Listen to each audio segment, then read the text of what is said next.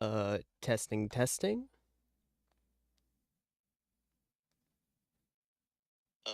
Testing, testing.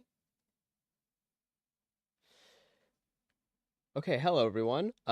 Sorry about that. Wouldn't it be nice if my streaming software just worked the first time? That'd be a sight to see. Sorry, I need to check a few things before we get into the game.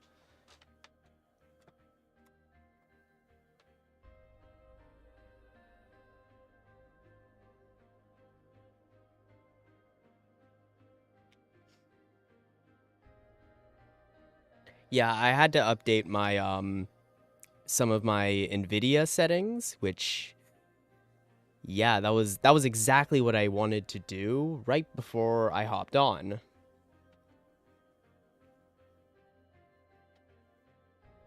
Okay, great. I think everything's working now. I don't think there's any lag.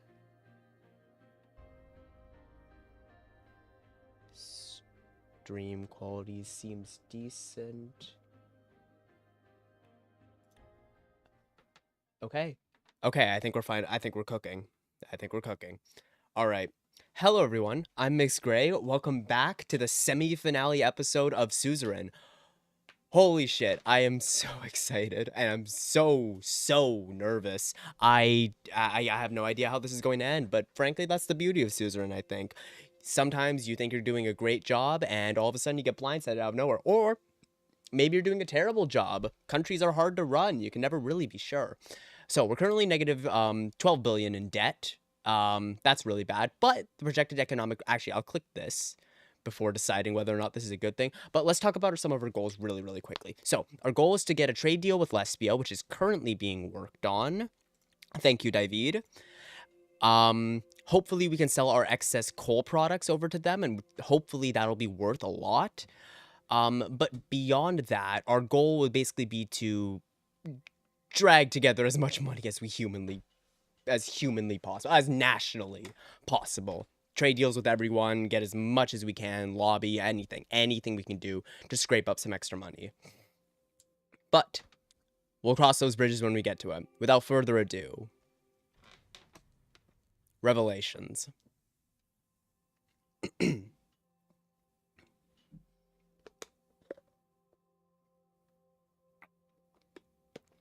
All right, let's take stock of the situation here. Canal's anti-piracy summit. Walker wins Arcasian election. Yeah. Queen Beatrice demands reparations for centuries-old crimes. Of course. 100 killed in Helheland. What happened? Had already resulted in the arrest of thousands. Number of deaths is believed to have surpassed 100. Whoa. That's not good. Yikes. Okay, what have we got here? Radical journalist killed en route to interview. A devastating incident in Vessor has shaken the journalism community. A reporter from the Radical, was killed while traveling to interview Robar Lemon, the influential founder of the State Educators Corps and a known ally of Tarkin's soul. Wow. That's really concerning. Gendarmerie police issue. A massive miscommunication between the Interior and Gendarmerie has resulted in a failed raid in Vessord. Minister of Defense and Interior both put the blame on each other. There will be a gathering soon to solve the dispute. Shit. Yeah, fucking Roomberg, rattling its saber. Okay, so this is still growing. That's really good. If we can climb our way out of debt, then we should be stable. Okay, turn 8. I didn't have funds to increase support for Su Omina? What's that? I have no idea what that is. And we're currently investigating the oligarchs. Right. Whew. Boy, I'm nervous. All right, let's do this. Frank is leaving for school. It was a cloudy, rainy day on Holzord. The gloomy weather echoed my own feelings. My constitutional changes had been defeated. I was back to square one. I couldn't spend the day moping, however. Frank was finally about to leave home. My son piled the last of his bags next to the door. Serge and the assistant driver were waiting outside next to the car. Did you pack everything? Don't forget to give me a call immediately after you arrive. Mom, I'm moving less than an hour away. You'll see me all the time. I know, but it won't be the same. Monica helped him put his backpack on while Serge started carrying the luggage to his car. I made you a sack lunch. I'll get it from the kitchen. She dashed down the hall. Frank and I turned to face each other in the doorway. So I guess this is it. You're going to do great. Thanks, Dad. Frank shifted his weight nervously. I haven't forgotten what you told me about your university years. I hope Holzard State gives me a chance to prove myself the same way you did. Don't model your life on mine. You're your own man now, Frank. Frank smiled. All right, Dad. At that moment, Diana rushed to the door. Frank, I'm gonna miss you. I'll miss you too. Don't forget, you've got to give Mom and Dad an extra hard time for the both of us now. Diana nodded. Okay. Frank picked up his sister and gave her a big hug. Monica appeared in the doorway, holding a paper bag. I cut the crusts off your sandwich, just the way you used to like. I'm not a kid anymore, Mom. Can't a mother pretend? Oh, Frank. She embraced him with tears in her eyes. Frank looked as if he was about to cry as well. Serge approached. Sir, as per the schedule, Frank needs to be at Holzard State University to start his orientation in an hour. We will have to leave now to make it. Thank you, Serge. Frank turned around and took one last look at me. Make me proud. Frank nodded before heading to the car. It's difficult to see them grow and leave, isn't it? It is time for him to find himself in the world. He will. We all did, after all. Living away from home, making your own choices for the first time, it changes a man. I think it'll be a liberating experience for him. It's never easy for boys to live in the shadow of their fathers, and it must be even harder when one's father is Anton Rain. A great man like you casts a very long shadow. Not everyone thinks that. Excuse my language, Mr. President, but to hell with them. You are my president, now and forever. He looked at his watch. Time to go. Frank waved his hand as he entered the car. The engine started, and they were on their way. Monica stood next to me as they drove away. Her eyes were teary.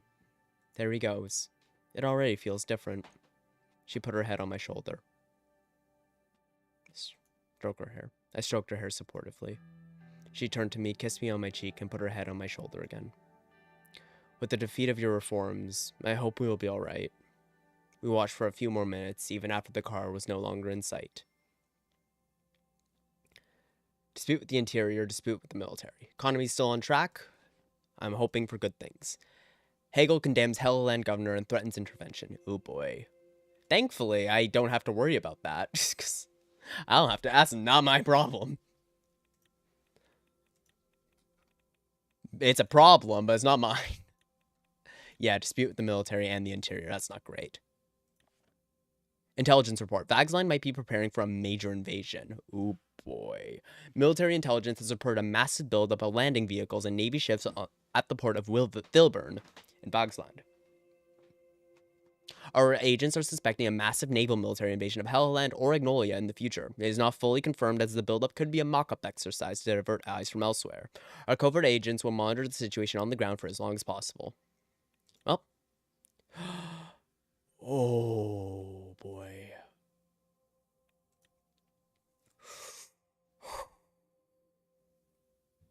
This is what we've been waiting for. This report, I think, is going to make or break the run, because we put money into Gasom, and we've done our best to try to support it throughout the administration. We initially put up a $2 billion investment, 2 billion Ren investment, and currently I don't know what return we're going to see, but my sincere hope is at least a 3 times return. If we get a 3 times return, that means we can get out, we get very solidly getting out of debt. It'll be a huge deal. On top of that, if it's about a 3 times investment, that gives us more opportunities in the future for other investments. Even a $5 billion return would be very significant, but less than that could raise some issues, and we're going to have to be a lot more aggressive in gaining some of the money back. But the reason I'm hoping for a 6 times is because we raised the EPA to 49%, allowing about 30% more investment from foreign nations. We put up our own $2 billion of investment, meaning we have 30% stock in Gazprom. So we have really big share of the profit, almost a third. And we got a lot of extra coal production from Lauren. So hopefully that went into, directing the results. Moment of truth. Gazprom financial report. Read the Gazprom annual financial report and see the results. Oh, you've got to be shitting me.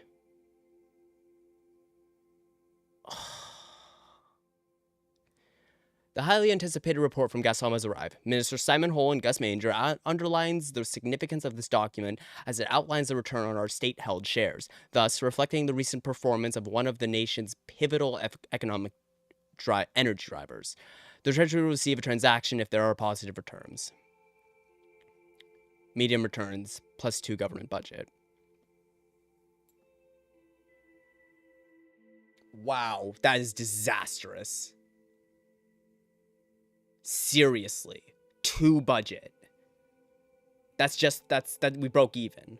That's it. Really? I can't believe it's that bad. I can't believe it's that bad. That's insane.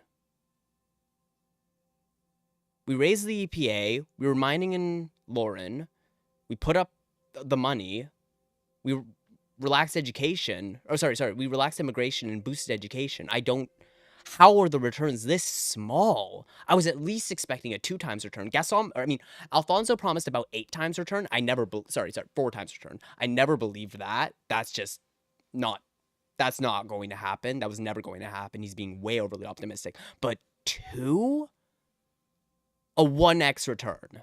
A flat return. That's ridiculous. Shit, we need to make up the money elsewhere. Damn it.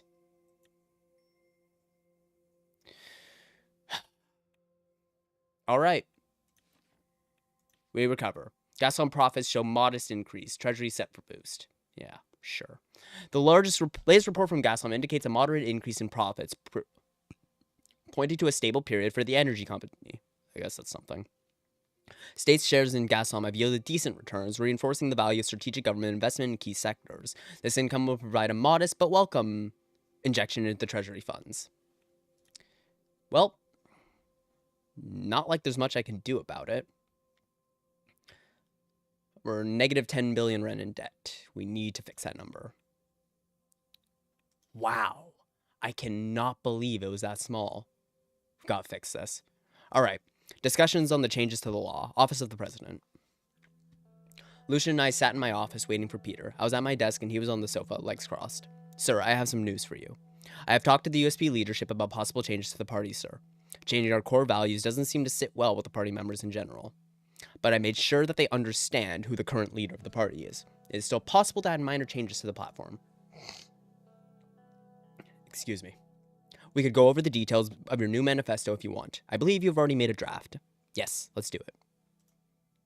I handed in the draft and we started discussing it. The draft outlined a new set of principles that were liberal. Okay, so let's describe this a bit. So everything we've done so far has been, generally speaking, socially democratic. We've invested in education, healthcare, all of it is run by the state. We have improved women's rights. We have improved access to education. We have reformed education greatly. All these things are generally consistent with liberal economics. Oh, and privatization, of course, of the sort of state corporation. And those are, broadly socially liberal reforms. And, the state, critical enterprise is still being maintained by the state. So, for that reason, we're going with liberal. The reason we're doing this is to, one, hopefully, pull votes away from the PFJP, and to, second, bring the party in line. Because right now, the conservatives screwed us. They completely screwed us in the assembly vote.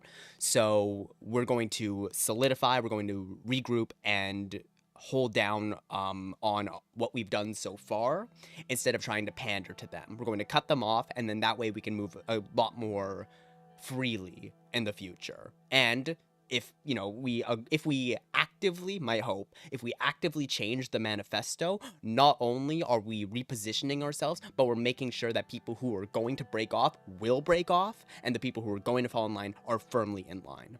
This is an aggressive move, and that has to be done if we want to both win the next election and still get bills passed. Also, as for winning the next election, we need to pull votes from the PFJP. We need to prove that we are still going to be the ones to lead things, and we're going to do it consistently. And consistency in this case is liberal. Market liberalism, social democracy, progressive values. So, liberal. Lucian read through the draft. I see. There's not much to add here. You've already established your stance. It's going to be problematic, but I'll make sure the party embraces this. He looked at his watch again. Looks like Mr. Vice President is late yet another time. He lowered his voice. I'm slightly concerned about Peter. He seemed to have his mind preoccupied. He's been late to almost every meeting we've had recently. I noticed it too. I need to talk to him in private sometime. Suddenly there was a knock on the door. It was Peter. He walked inside with files in both hands. Gentlemen! Welcome, Peter. Have a seat. Thank you. He placed the files on my table. He took out several documents and organized them in front of me. Here's everything. Just as you asked, our plans for the next reforms. You can now use your presidential decrees to enact reforms. We have enough political capital. I also brought a list of suggested reforms from our party. What are your thoughts, Anton? Let's go over the documents. Took a look at the documents. Wait, what do they want? Okay, well. Okay. So, I'm going to let's take a quick look at this, and I'm going to tell you what I've had in mind because I've been planning for this, of course. I think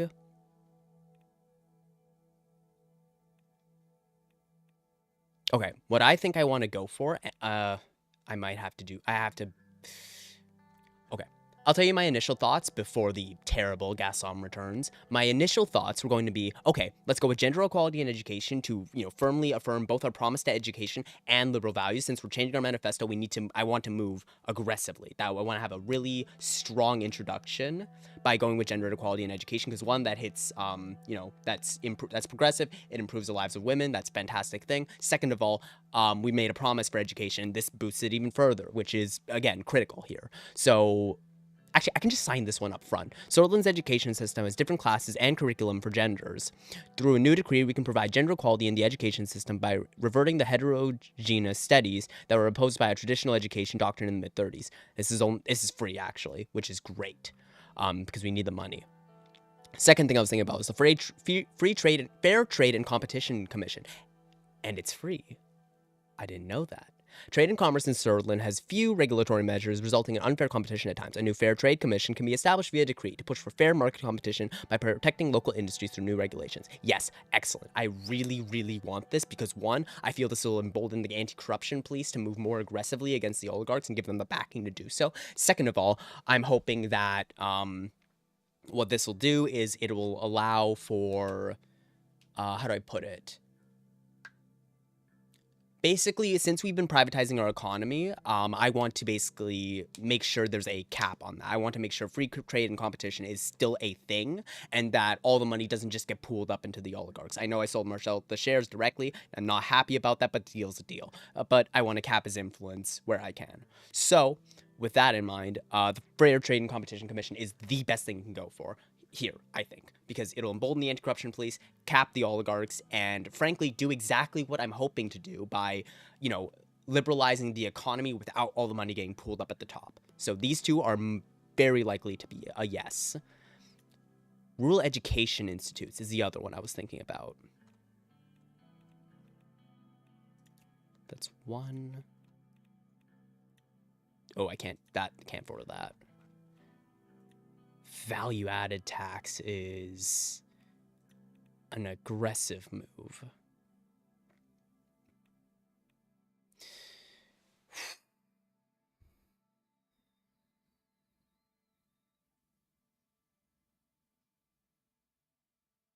Okay, you know what? I'm certain about these two.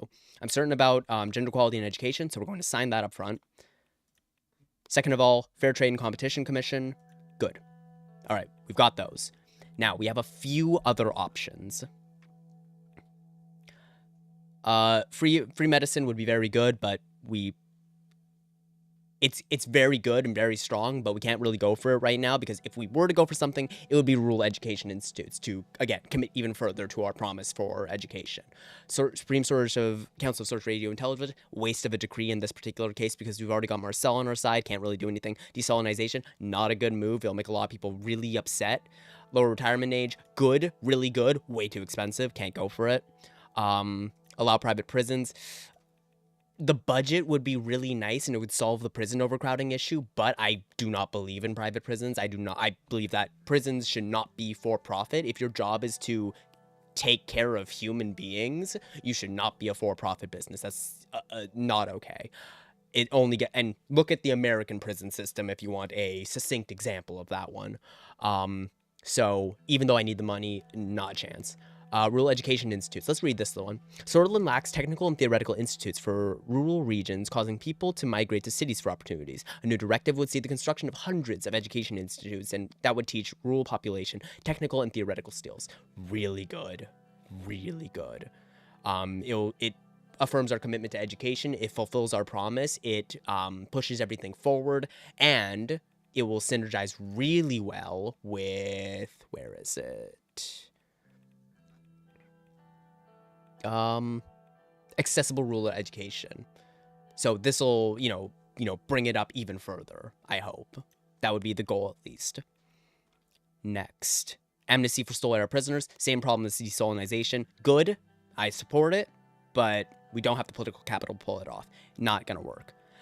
Establish the semi-autonomous zone in Berja. Now, here's the reason I don't think I want to go for this one. Even though it'd be free, that would be really good. The reason I don't want to go for this one is I'm really, really hoping we can pass it through the assembly. Why do I think that? Well, I think that, one, with the changing of our reforming of the party manifesto, we're going to get much more liberal support, and we're going to pull everybody in the party in line.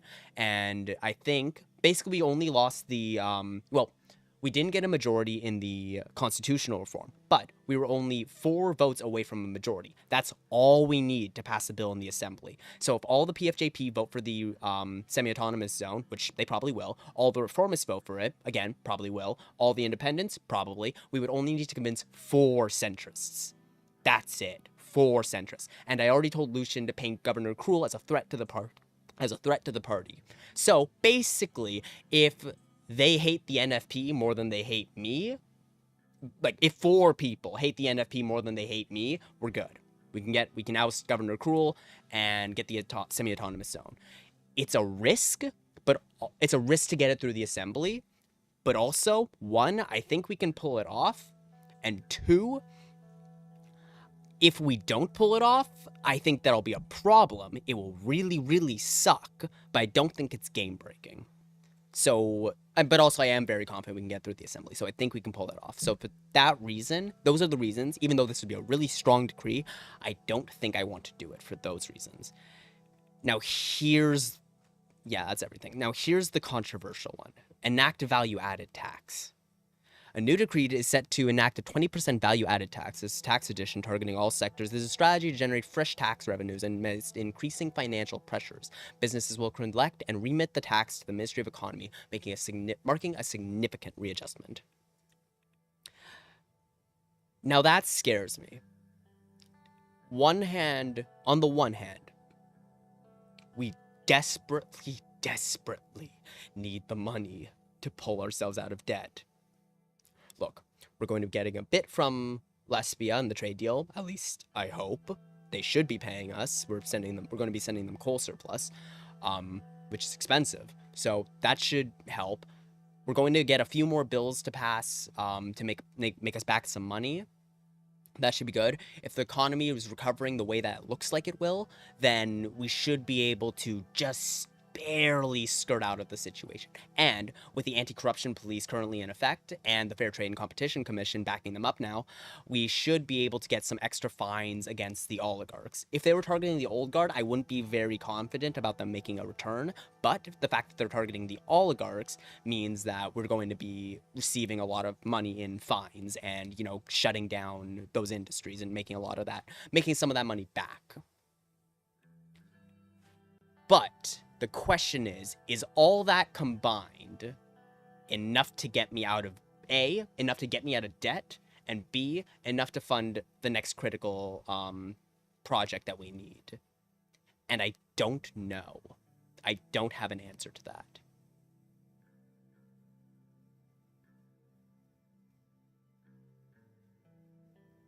Basically, we're between three options here.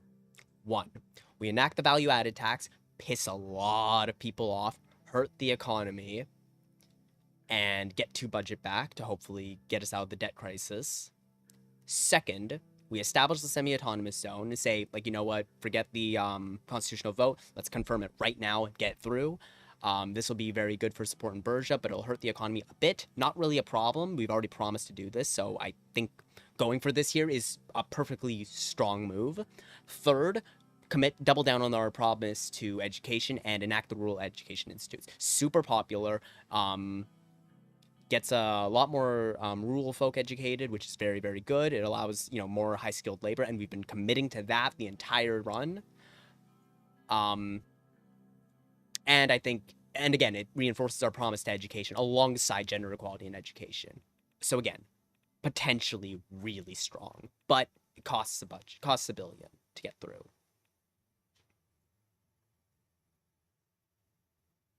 I don't know how much money we're going to need. I don't know what is going to be considered a debt crisis. I also know that we've been investing a lot of money into electronics research, meaning that we potentially have the ability to get a lot back in the end. Strengthen the economy, make some of the money back, hopefully, you know, eke our way out of this, you know, really, really shit situation.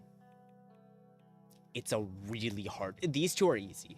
Fair trade and competition, it's perfectly in line with our goals. Gender equality and education, also perfectly in line with our goals. Simple, easy, no problems there.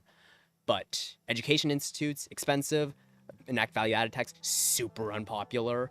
And establish semi-autonomous zone, strong move, but also potentially something we can get through the assembly. This would be a lot easier if the gas home returns were a lot better. If they were like double returns and we were at -8 right now, I would say rural education institutes easily.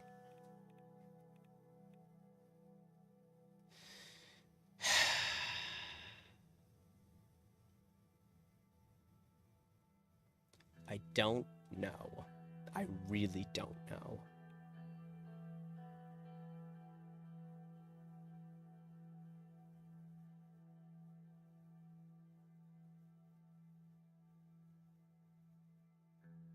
Because the economy is still looking strong, but I don't know if it's going to be strong enough to pull us out of the debt situation.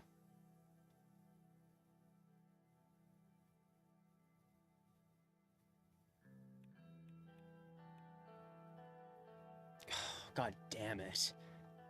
I don't know.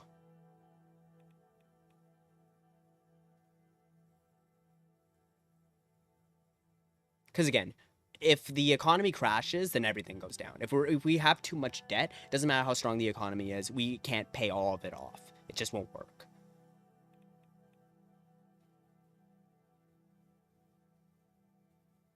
However, this might hurt us more in the long term too. Because if public opinion goes down, everybody gets upset by this. Small businesses get upset, average people get upset because prices are going to go up, the oligarchs are going to be upset. I mean, they're being dealt with by the anti-corruption police, but still a lot of people are going to be angry about this, and it gets us to budget. I don't know if that's enough.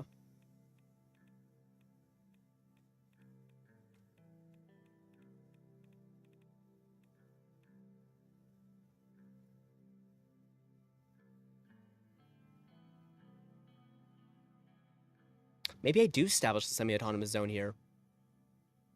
Because it's free, it's something we've committed to already. it wouldn't be a bad idea. The nationalists are going to react very, very strongly against it, but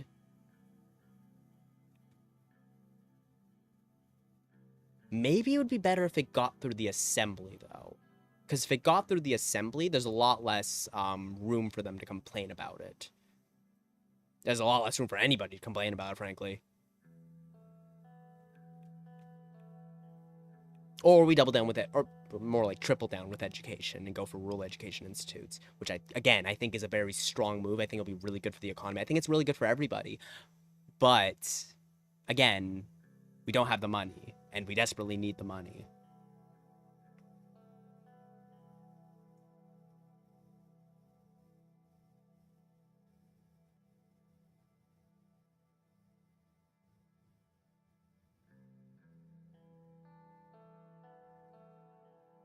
Shit. Man, I don't know what to do. I don't know what to do.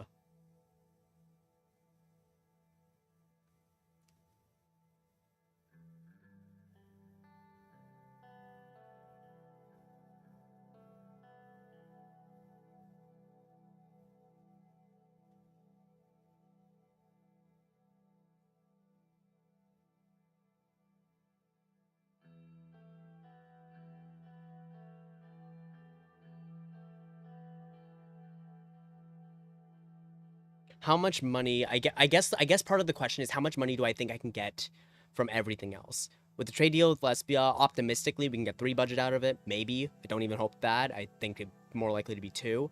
I think we'll achieve a good recovery on the economy, and I think this will hurt that. I also believe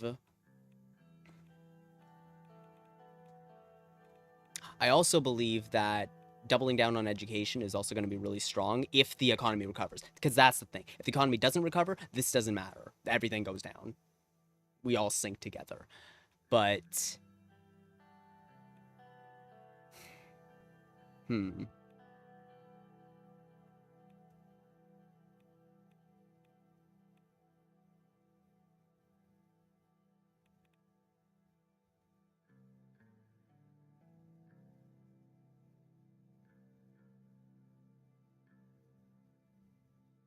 I think it will establish a semi-autonomous zone, actually. I don't want to go with the enact value added tax, even though it might be a good thing to get us out of the red. Slightly less red. But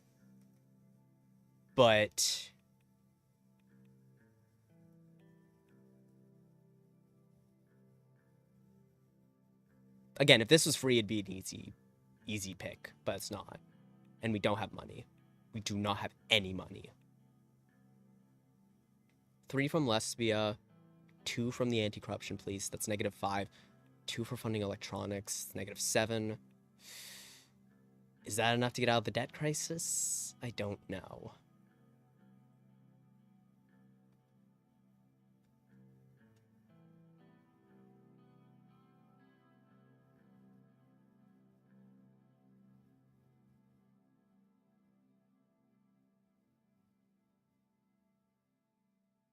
You know what? I'm going with my guy here. I think we establish a semi-autonomous zone. The nationalists will be pissed off by this, but 1, it makes for safe. 2, they have the backing of the president by writing it through decree. Less popular, but frankly, pretty necessary. I think that'll get us the Bourgeois vote. I think the gender equality in education will get us the liberal vote and the women's vote, because again, that's our commitment to education. As much as I'd love to go for rural education institutes, we've already done a lot for the education system, which is really, really good, and I want to keep committing to that. But this is free. Again, money is tight. Really tight. The proposed Bourgeois Autonomy and Local Governance Act seeks to transition Bourgeois governance from central control to semi-autonomy. If enacted, the act will introduce a locally elected council for managing regional affairs. The goal is to enhance Bourgeois local autonomy and foster more direct democratic participation.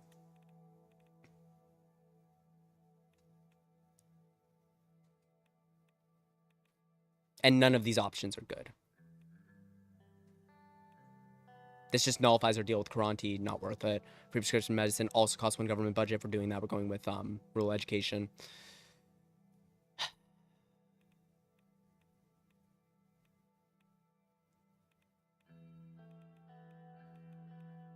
Fuck it. Establish semi-autonomous zone in Berja. Signed.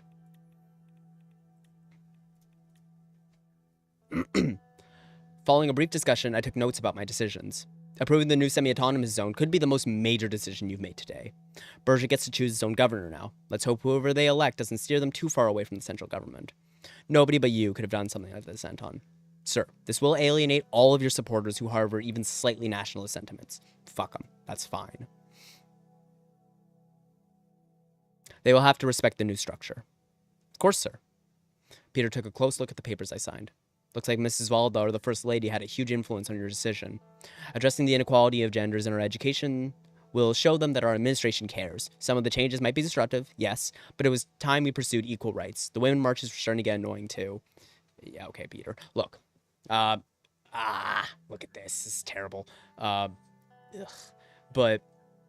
yeah, no, I'm fine with that. Like I said, we made a commitment to liberalism. We're going to push through that. We made a commitment to education, pushing through with that. And frankly, the conservatives screwed us all over already, so this is just kind of a middle finger to them. Fuck them. This will, however, anger a lot of conservatives. Oh well. Let's not forget the fact that our biggest bulk of voters aren't socially liberals. This is a risky move right before the election. I agree, Lelouch here. It is a very risky move before the election, but we're not going to win by trying to pander backwards to try to regain some of the conservative votes. Our option is to energize our base, move forward aggressively, move forward with a consistent plan. If they believe that, we can get the non-voters on our side, we can energize our base and get people to vote. The conservatives aren't really energized right now. This will energize them, this will anger them, but I think it's better to empower our voter base rather than try to pander to theirs. My opinion. Half the country is women, Lucian. Yes, but how many of them are actively involved in these demands for change? It is a mistake to make generalizations on a vocal minority. But let's move on.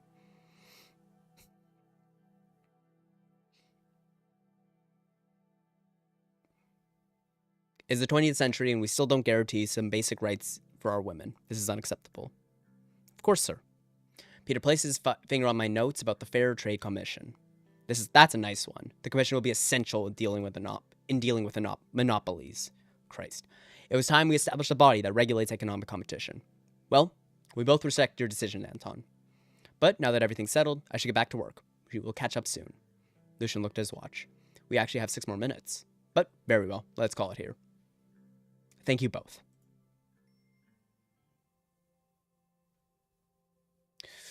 Okay, reconciliation process, average women's rights, good, gender equality in education, great, autonomous zone of Berja. Oh boy. Oh boy, this is really scary.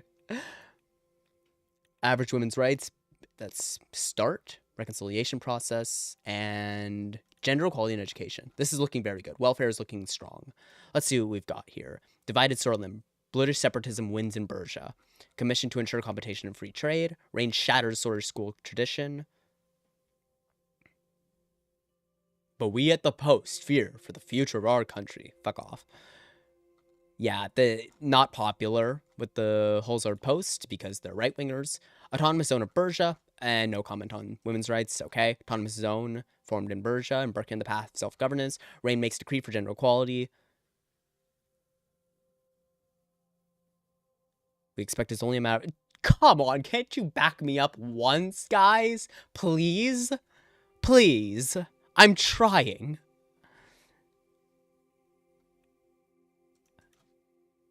Circling over Stalport.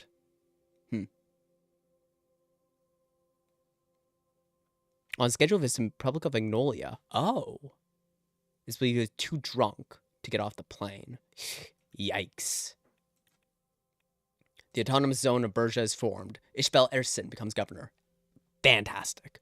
The autonomous zone of Berja has been officially formed under the new structure, and under the new structure is currently being implemented with speed. Under the new framework, Berja will have a degree of autonomy within the broader Sordland administrative framework. As part of this restructuring, the current governor, Herbert Krul, has been dismissed from duty following a regional election held in Berja, which resulted in the appointment of Ishbel Ersin as new governor. Under the new structure, the autonomous zone of Berja will have increased decision-making powers and the ability to shape its own policies within certain limits defined by national legislation. Governor of Berja will be heading this newly founded Regional Assembly of Berja. This development signifies a notable shift towards local empowerment and self-governance. Gelzord commercial activity increased. Ooh, okay. Commercial activity reports coming from the Ministry of Economics display that a record number of new companies are being founded in Gelzord due to an economic boom. Fantastic. The report also indicates an increase in the logistical intake and output of the city is driving tech company growth. Good.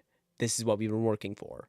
The Research Council of the city has also reported positive growth for the next few years. Gelzord also reported the most visits of passengers ever from the city of Holzord through the taking of the high-speed rail. Great. Fantastic. That is the best news I can possibly get. What's the economic situation? This needs to end. Berja economy plummets. Yeah, that's... Lauren economy stabilizing. Economy stabilizing. Economy stabilizing. Ugh. Let's hope that that gets better. Berja, I'm not sure what we're going to do about, but I hope that the boom for the country will take Berja up with it. But I can't say for sure. Here's hoping. All right. Let's do this. This is very important. Trade talks with the Prime Minister of Lesbia. Maroon train, Holzard Central train station. He's coming to us? Oh, we're going to him. The maroon train slowly started to move. The train had been in service for many years. It had 9 locomotives with special quarters and an office. As the name implied, it was painted bright maroon. Among camera flashes and cheers, we departed from the Holzard Central train station. Our destination was Perla, the capital of Lesbia. The historic route we were using was also called the Southern Express. We passed through the Lesbian mountain range to the lowlands, with a short stop on the beautiful Sordland Nueva, where Lesbian security forces joined us.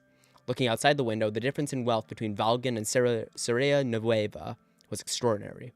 I heard a knock on the door to my office on the train, and Simon entered. Mr. President. Simon, have a seat. He sat down on the chair in front of my desk. I want to have a quick chat about Prime Minister Alvarez and give you a heads up. There have been some rumors about his demeanor in public appearances. Go on. He is known to have met with other state leaders while intoxicated on various occasions. Some even call him an alcoholic. Is this something that could affect the trade deal? Honestly, I don't know. He handed me a newspaper. The headline was circling over Stalport. This happened yesterday. Apparently he was so drunk that he couldn't get off the plane for a diplomatic visit. After this incident, some say he's unfit to serve, but I don't believe that at all. Why is that? Although his presidency is riddled with these kinds of incidents, I also heard he is a shrewd man. Thanks for giving me a heads up. I'm sure we will all be fine, Mr. President. We are almost at Perla. I will return to my cabin now. I'll see you when we arrive. A few minutes later, with a long whistle, our train came to a stop. I waved to the crowd from the window. The crowds of reporters that flocked over were pushed away by the Lesbian security forces. We made our way to our cars, and the convoy began its short trip to the Yellow House. The Yellow House was situated at the very center of Perla, in the middle of a circular park that was off limits to regular citizens. The park was full of roses on small patches. The convoy came to a stop, and I made my way to the entrance. The assistants directed me to a room to wait for Prime Minister Alvarez. Wait. I sat in the exquisite room and looked up at the golden chandeliers. After 10 minutes, there was still no sign of Prime Minister Alvarez. It was almost time for our meeting. My chair started to feel uncomfortable, and I stood up and walked around to look at the various items in the room. A beautiful golden teapot piqued my interest. I've done this before. I'm just gonna not touch it. I admired the teapot and left it alone. I went back to my chair. The door opened, and Patricio Alvarez arrived. Although I knew he was one of the youngest state leaders in the world, I was still surprised by how boyish he looked. At his age, he was leading one of the strongest countries in Eastern Bacopa. He was holding his head like he had a headache, and he was stumbling. Upon seeing me, he immediately composed himself. We shook hands. He gestured towards the 2 couches, and we sat face to face. President Rain, welcome to Perla. Good to have you here. I hear a lot about your successes. And I hear a lot about your successes as well, Mr. Alvarez. I try, Mr. Rain. I smelled the strong odor of alcohol. I'm not mentioning it. Not my problem. Let's begin then. So, you are here for the trade deal. What was it about again? Can you remind me? We want to provide Sordish coal in return for Lesbian capital. Ah, yes, right. Sorry, I've been very busy lately. You know, being a president makes you pretty busy. So, I don't have any issues with this deal. I think I'll contribute nicely to the relationship between Lesbia and Sordland. I will sign the executive order. I do, however, believe that we can do much more than just trade. By we, I mean ATO. Ooh. Ooh. Oh Okay, keep talking. By we, I mean ATO, would like to see Sordland in our sphere. What do you think, Mr. Rain?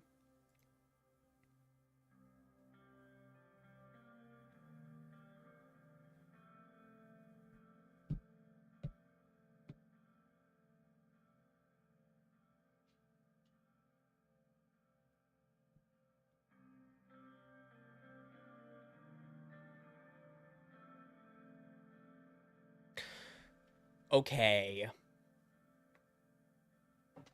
Okay. Okay. So, we've committed to neutrality, and getting into the ATO is definitely not one of my goals. But maybe they'd sign a trade deal with us? Look, I can't join the ATO. Again, okay. If they're willing to offer me a lot of capital, and I mean a lot of capital, then I might consider it, because it'll get me out of debt. But it would be really unpopular because we promised to maintain neutrality. But again, I don't really expect myself to win these next elections. My only goal is getting ourselves out of this economic disaster. But also, I feel that joining the ATO will put a lot of strains on our current reforms.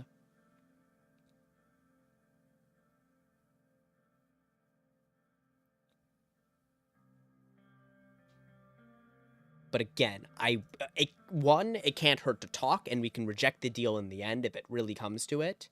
But again, maybe they'll be willing to offer us a deal that doesn't involve membership. Maybe they'll be willing to provide us a bit of capital. Maybe they'll be willing to provide us a bit, but without joining. But I don't know.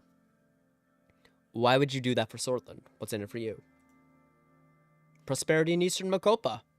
Remedying old alliances. And most importantly, forming a defensive pact against United Condana. He clenched his fist and slammed it on the coffee table. Those damn communists. We need to stop them before it's too late. Vagsland and those barbarians are preparing to invade Helheland on false accusations.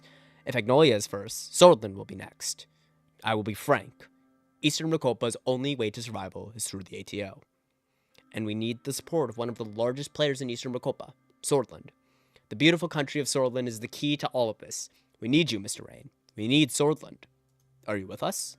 Will you defend our continent against the blight of communism?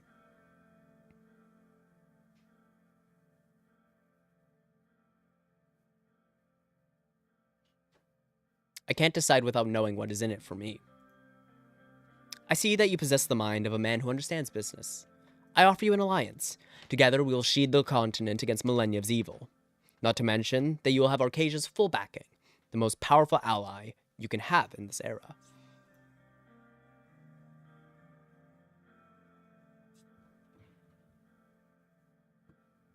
A military alliance, then. I can do a military alliance. That doesn't bring me into the ATO. That protects me against Rumberg. It bolsters our pretty anemic military. So I accept this. Yeah, we need a military alliance. Or, sorry, we don't need a military alliance, but a military alliance is pretty good backing. Pretty good for stability, I think. So, and also on the recommendation of Yosef, I accept. Sordland will be allied to Lesbia. Perfect. Brilliant. You don't know how valuable you are, Mr. Rain. You just saved your country from its demise. By the way, I'm not worried about United Content. I'm worried about Rumberg. I'll personally talk to Mr. Walker to let him know of this achievement. We shook hands and he went in for a hug. I could smell the alcohol in his breath. He looked at the clock. I'm afraid I have to leave now to attend to other matters. Thank you for your visit. He smiled and left the room. I returned to Holzord with good news. Any capital? Joint military exercises, alliance with Lesbia, trade with Lesbia, free trade zone with Lesbia, trade terrace by Vagsland, coal trade with Lesbia. Yeah, Vagsland is unfriendly. Yeah, tariffs, not good. No capital? CSP cautions against Sordland Lesbia alliance. Yeah, that's not surprising.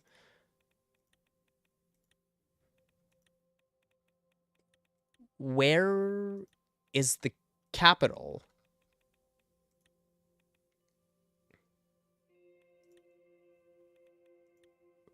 Do we not get anything up front? Sordland Lesbia Pact. The signing of a new marks a new period of close relations between Sordland and Lesbia, which we will see the two like-minded democracies work together as allies. Shit, if that doesn't bring any capital in the next situation or two, then I might have a big problem on my hands.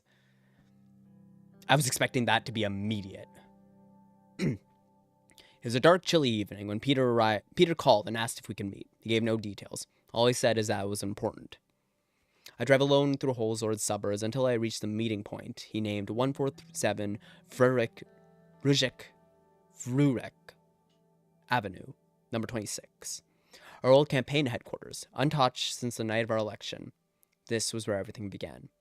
I made my way up the dusty staircase to the office building. The light in the second-floor hallway was out, so I used a cigarette lighter to find my way to the wooden door marked 26. I pulled on the handle, but it wouldn't budge. The heavy door had always been a pain to open. Coming! Peter pushed on the door with all his weight. It made a screeching sound as it opened. Without further ado, I bid you welcome to this grand nostalgia trip, hosted by yours truly, Peter Vectern. He made an exaggerated bow. The dust from the open door was still settling down. Feeling sentimental yet? Indeed. I haven't been to this place in ages. I miss it sometimes. Even that damn door. Come here. Remember this? He walked over to his old desk and pointed to the gramophone that had annoyed our neighbors and which kept us company for so many nights. Peter flipped the switch and it filled the room with swing music from the 20s. I'll be damned, it still works. Are you going to tell me why we're here? In a bit. He put his hand under the desk and brought a bottle out. He took a swig of it and handed the bottle to me. Sure, I'll have a drink. I took a swig as well before passing the bottle back to Peter. That's my boy. Peter snapped his fingers to the music while going through the items in the room. He looked virtually unchanged since election night. Come on, have a look around. See if it doesn't bring back memories. Check your old desk drawers. I walked over to my old desk, sat down on the squeaky chair, and opened the top drawer. Inside there were a few old coins, pencils, and sheets of paper. Underneath them, something caught my eye. It was a photograph of me and Monica sitting under a tree. This must have been 10, maybe 15 years ago. Looks so young and so happy. Monica would love to see this. Nice find. Look at baby Anton. You didn't even have your iconic look. Take the photograph. I took the photograph and slid it into my jacket pocket. Look through the storage boxes. I walked over to the tower of storage boxes and opened one of them. In one of the storage boxes, I found a heavy object, wrapped safely. I unwrapped it. It was an emerald-colored statue of a goat, the symbol of Sordland. I remember that this was a gift from Brenda, one of the 53 election campaign assistants. It would look good on my desk in the palace. Brenda, always sucking up to you. And where to get her? Seriously, where? I have no idea where she ended up. Take the statue.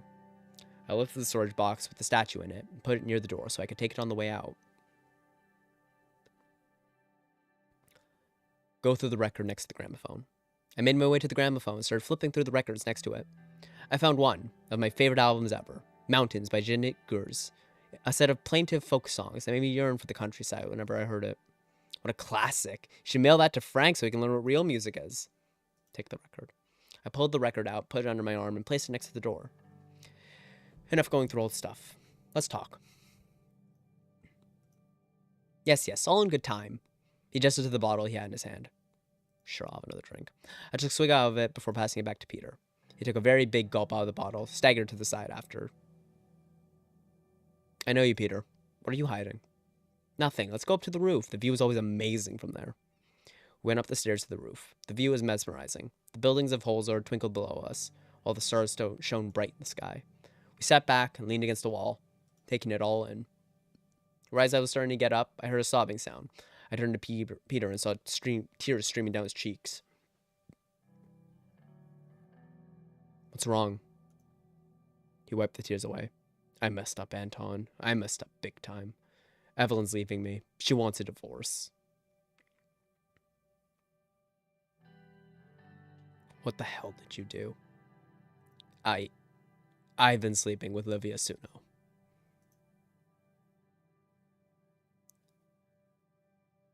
I had a feeling about you two. We got careless. I know, I'm so sorry. Just, Evelyn hasn't been the same since she lost her job, and Livia was giving me these sultry looks from the day I hired her. You were away, I was drunk, one thing led to another. But she's more than just a pretty girl, Anton. She's smart and kind. I think we really connected.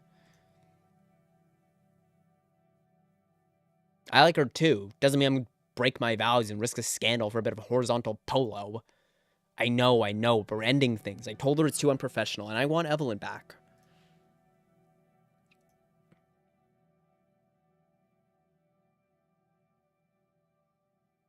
It's too late. There's still a chance this could get out. I need to talk to Lucian. Anton, please, I'm begging you. There was an edge of desperation in Peter's voice. He took another drink.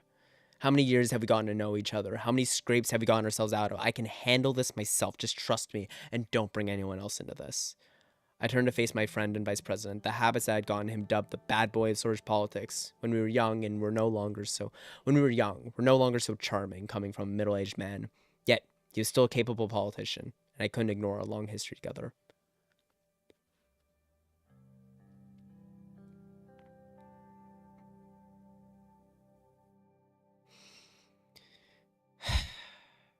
You've done enough damage. I'll handle it myself.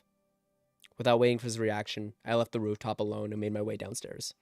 On the way out, I grabbed my belongings and took one last look at the office. It had been home to some happy memories for sure, but this visit had permanently cured me of my nostalgia. As soon as I returned home, I headed up to my study, sat down, stared at the telephone. Called Lucian. Yes, Mr. President? I told Lucian everything Peter had told me about himself, Evelyn, and Livia. Thank you for calling me, Mr. President. This serves to confirm some suspicions of my own. We have to meet. Tomorrow? Yes, but early, before either of the two arrive. Don't bring this up with anyone else. I fear we may have more than a mere delayance on our hands. The line dropped. I stared at the receiver, wondering what his last statement meant. What was going on that I didn't know about? I went to bed, but couldn't sleep at all. Sorge goat statue. It's nice. The intricate statue of a Sorge goat stands on as a beacon of national pride, crafted in minute detail. It's a quiet celebration of the country's heritage and natural bounty. I already saw something that said increased trade volume. There we go. That's good. Still need that goddamn capital for the coal.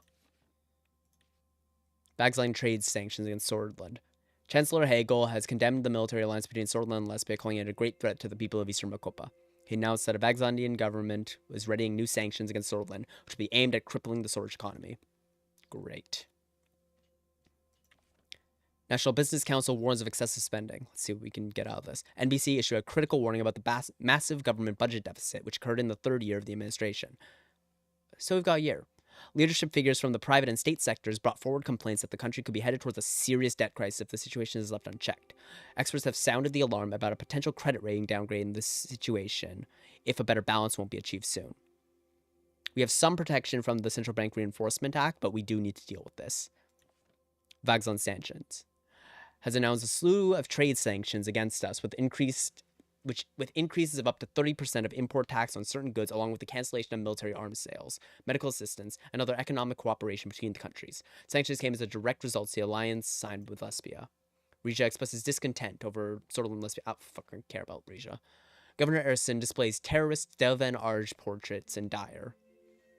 Yesterday, in a controversial development that has taken place in the People's Plaza in Dyer, as a portrait of the notorious terrorist Delven Arge, the former leader and founder of the BFF, was prominently displayed by the orders of Governor Erson.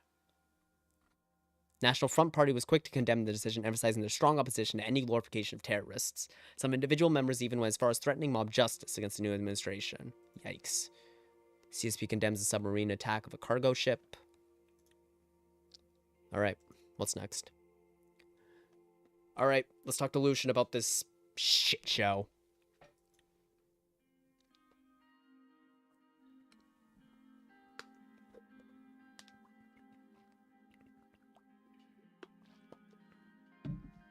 It was just early in the morning after my talk with Peter. The sun was just beginning to peek over the horizon. The Maroon Palace was empty, save for a few cleaning staff. I entered my office to find Lucian waiting for me. Mr. President, thank you for meeting with me at this hour. I couldn't sleep anyway.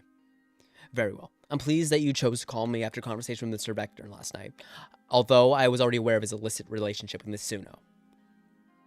I figured as much. You do know everything that goes around in the palace, after all. Lucian smiled. On its own, Mr. Vectron's established reputation as something of a playboy. This affair is unlikely to cause much damage. However, a more troubling possibility has been brought to light. A recent conversation with Mr. Hailstone, our whistleblower from Roomberg, revealed the presence of a spy within the Maroon Palace. I believe Miss Suno is our mole. She's been using her relationship with Mr. Vectron to gather information. Tell me more. I can do better than that. I'll show you. Lucian reached into his coat pocket and pulled out an audio tape and fed it to the reel-to-reel machine on my desk. This was recorded in the palace at 1809 on the second day of your trade visit to Lesbia. He pressed play. I heard Peter and Livia's voices. You're sure everyone's gone for the day? Relax, Liv. No one's working that hard with Anton off in Lesbia. Livia giggled. I heard the sound of kissing, then of drinks being poured. So glad you stayed behind. Did he tell you how it's been going over there? Do you think there's a chance to form an alliance? As a matter of fact, yes. He and Mr. Alvarez just sealed the deal. I think Anton is making moves to isolate Roomberg step by step. In the meantime, I can think of another deal that needs sealing. Lucian grimaced and switched the tape off. And then what happened? You don't want to hear the rest of it. The important question is, why so much curiosity about these particular alliances, if not because they could strengthen us against Roomberg? And that's not all. I found a resume on file, and there's a year-long gap between her finishing secretary of school and beginning her career. Normally, this would have been looked into, but Miss Suno was hired before a background check could be completed by one Peter Vectron. Just then, there was a knock on the door. Livia opened it cautiously. Good morning, Miss President. Mr. Glad. I didn't realize you'd be in so early. Can I get you some coffee? Coffee would be great, actually. Livia left to make coffee. A few minutes later, she came back and served the coffee. Please have a seat, Miss Suno. Livia sat. She looked puzzled. Is something the matter? Enough pretending. Your secret is out. I'm not sure what you're talking about.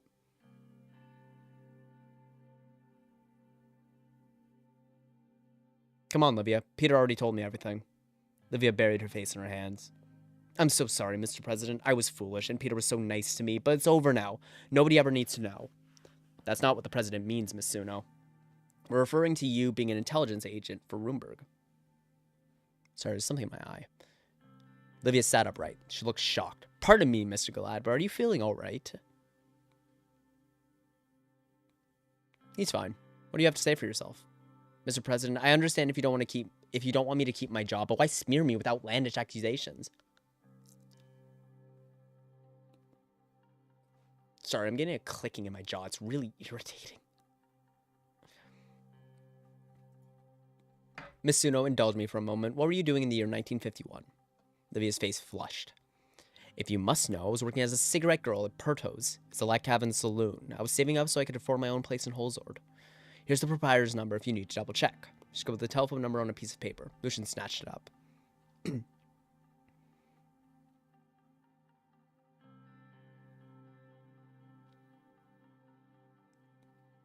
But why are you asking Peter about my alliances?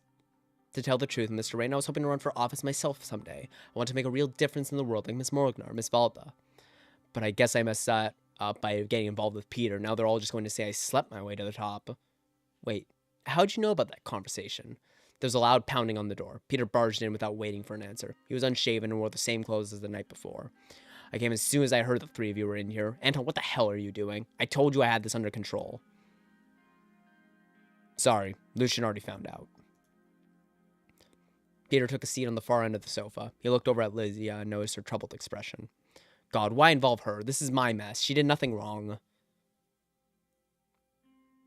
Well, there's a small chance she could be a spy. What? I have reason to believe she's been relaying information to Roomberg, information that you leaked to her in your carelessness. Lucian rewound the tape and played it again. As Peter listened, his eyes widened in disbelief. Lucian, you rat bastard, you've been bugging my office.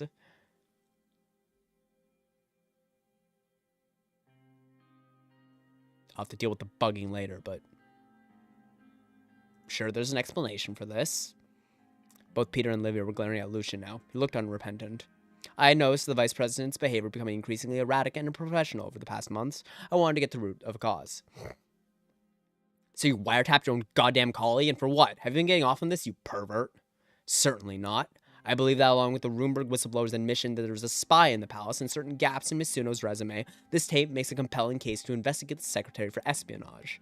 Whether or not the investigation yields positive results, Mr. Vectorn ought to be held accountable for his willingness to divulge such sensitive information.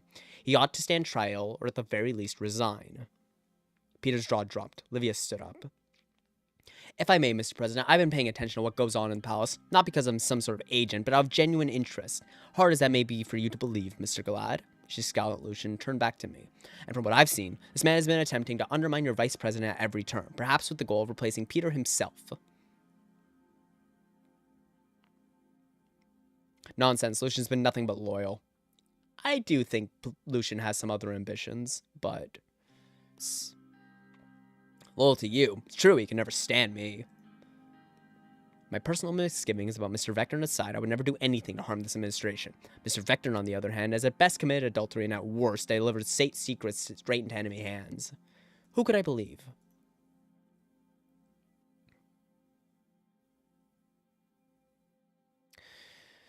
Peter and Livia, please wait outside while I try to talk some sense into Lucian. I agree with Lucian, by the way, and I'm with him on this, but, you know.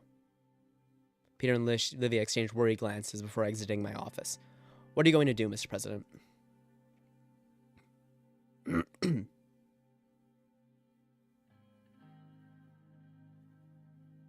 I believe you. We should investigate Livia. Lucian breathed a sigh of relief. I appreciate your trust in me. And Mr. Vectorn, what will you do about his willingness to compromise Sordland's security at the drop of a pencil skirt?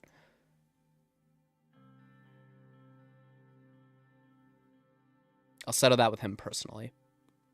Very well. Just keep in mind you may need him to shoulder the blame for this. Lucian adjusted his tie. I'll apologize to Miss Suno and tell her that this has all been a misunderstanding. We can't have her running away during the investigation. No, I'll do it myself. She's too suspicious of you. Very well, sir. Lucian gave a slight bow as he left the office. I sat by myself, wondering exactly what I had set in motion.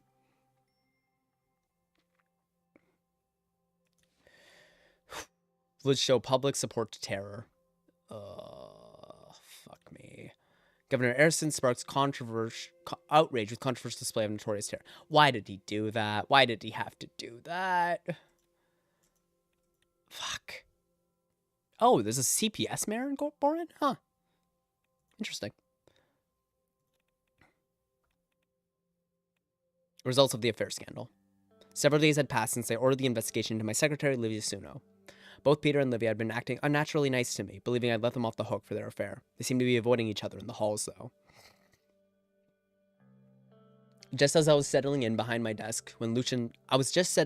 settling in behind my desk, when Lucian knocked on the door. Sir, a moment of your time. Of course. Lucian entered my office and closed the door behind him. Our security team traveled to Lac Avon to speak to the owners of the pub Miss Suno named. They confirmed that one Livia Suno had worked there. The description of her did not match that of your secretary. However, it did match that of an unidentified corpse washed up in Lenkirk Bay 2 months before your inauguration. Are you sure about this? Here, it's all in the report from our intelligence officers. Further investigation by our operatives in Rumburg matched Miss Suno's description to a woman named Alana Vance, last seen graduating from Krunsrad Political Sciences Institute. Our whistleblower from Rumburg recognized the name Vance as belonging to a deeply embedded covert agent, although he had previously assumed it was a man.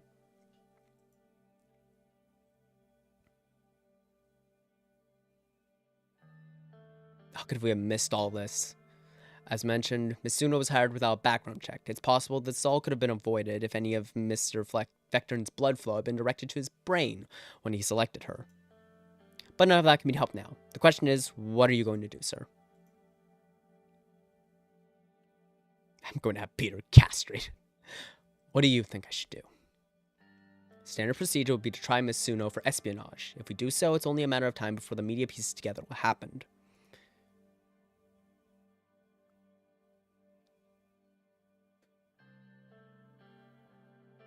What if there were no trial? Then you'd... what exactly? Knowingly let her return to Rumburg? That would damage us even further if the truth got out. You must remain in control of the narrative, Mr. President.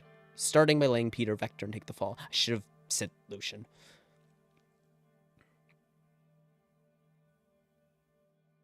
I know his actions were problematic, Problematic is an understatement. Mr. Vector put you in danger by failing to order a background check. I really should have said the Marcel thing. Order a background check on your closest personal staff. He betrayed your confidence to a woman with whom he was committing adultery, Anton. Would you do the same to your so-called best friend? I don't know. I can't put myself in his shoes. Try guzzling half a bottle of whiskey. That might help. Lucian sighed. I am your chief strategist. I've advised you on what I believe is the best strategy, but of course, the ultimate decision is yours. I will blame Alana. I will blame Livia. I mean Alana, and nobody else. Lucian looked as if he was about to object one last time, but instead smiled thinly. Very well. I shall consult with our friend Mr. Caranti and write a statement for you to read at the press conference. I'll leave you to handle Miss Vance. Thank you. Lucian nodded and walked out. I called Carl Greiser from my desk and explained the situation. After a few minutes, I rang for Livia. She entered my office.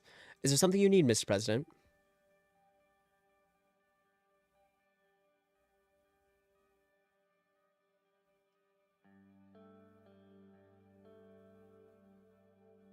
You tell me, Alana. A barely perceptible flash of fear crossed her face. Livia, sir. My name is Livia. I nodded toward my office doorway. Carl Greiser was standing there with two of his guards blocking the entrance. Alana Vance, you are under arrest on suspicion of espionage. Please come with me. Her eyes darted around the room. What the hell is going on? Mr. President, have you let Lucian get to your head? I thought you were smarter than that. You're going to pay for your lies, Alana. Carlsman grabbed her arms and began dragging her out. No, you can't do this to me. Peter, hearing the cries, rushed out of his office. Liv, what the hell? Anton, what's going on? Her name's Alana. Lucian was right about her. She's a spy. No, that can't be true. Can it? Liv? I won't say another word without a lawyer present. She looked Peter square in the eye. Accept this. You're a sad old drunk and a lousy lay. However, if I were a Roomberg spy, I'd barely have to do a thing. You two have Sordland ripe for the taking. She straightened up, ran a hand through her curls, and allowed Carl to lead her away. Peter sank to the floor in front of me. Anton, what the hell just happened?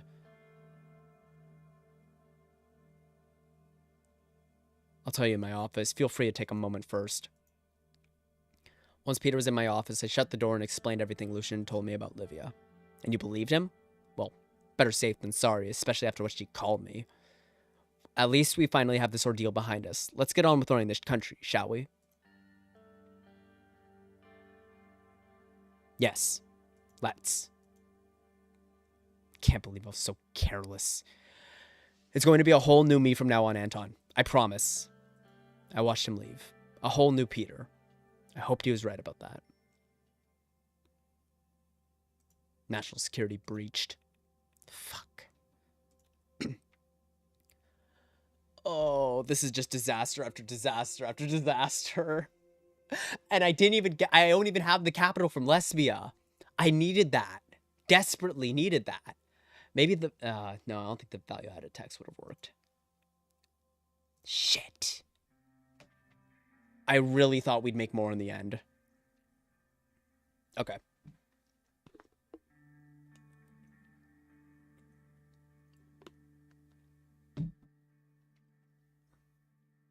The morning sunlight entered through a window as Lucian and I entered the white room. I sat down. Lucian remained standing. I'm afraid I won't be able to join for your meeting today, sir. The business surrounding Limia Suno affair has taken up all my time at the moment. He dropped a thick folder in front of me. I was hoping to go over the day's agenda with you, but before your cabinet members began arriving, but duty calls. He walked out. I took a look at the folder in front of me, then at the coffee carafe in the corner of the room. I walked over and poured myself a cup. I wondered when my new secretary would start work. Internal affairs was on the list of items. Lilias and Nia, along with her close staff, joined me around the table. What happened with Lesbia? We agreed to a military alliance and a trade deal for the export of coal. So, Sordish coal for Lesbia capital. I hope it comes through really soon because, oh my, I desperately need the money. Lilias cast an eye around the room. No new secretary yet. I hope this means Ms. Suno's replacement is getting an extremely thorough background check.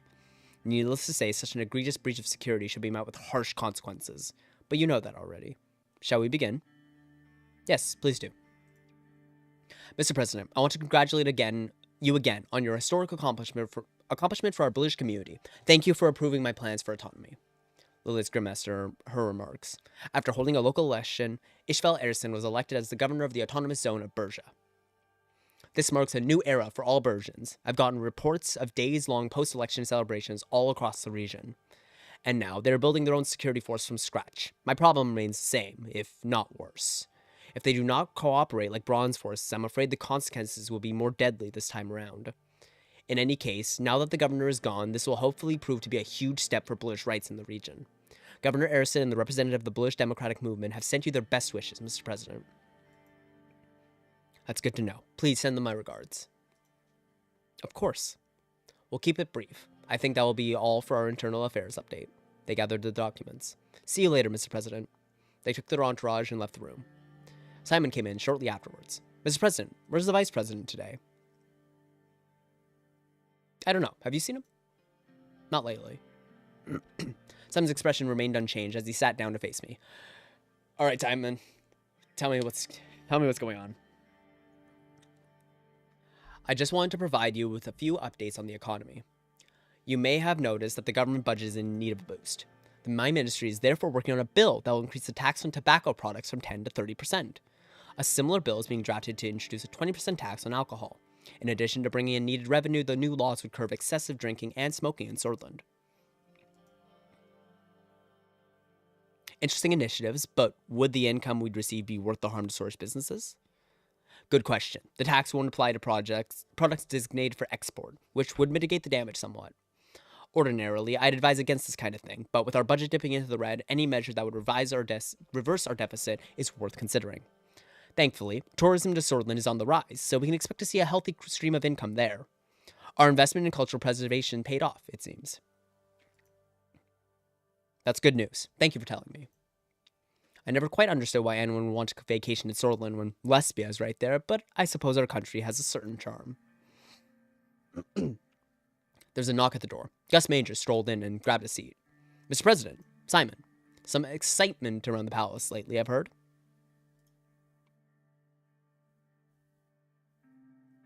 That's how it is around here. New adventure every day. You can say that again. Anyway, you both know how revitalizing the Gruni region has been always my pet project of sorts. Well, thanks to the efforts of my ministry and the funding allocated by the president, Gruni is looking stable these days. Stable? That's it? Gus shrugged. It's far from the massive surge in economic growth that I hope to see, but I still believe the area has a wealth of untapped potential. It receives every possible opportunity to invest in Gruni. Now, we could still see positive results in our term.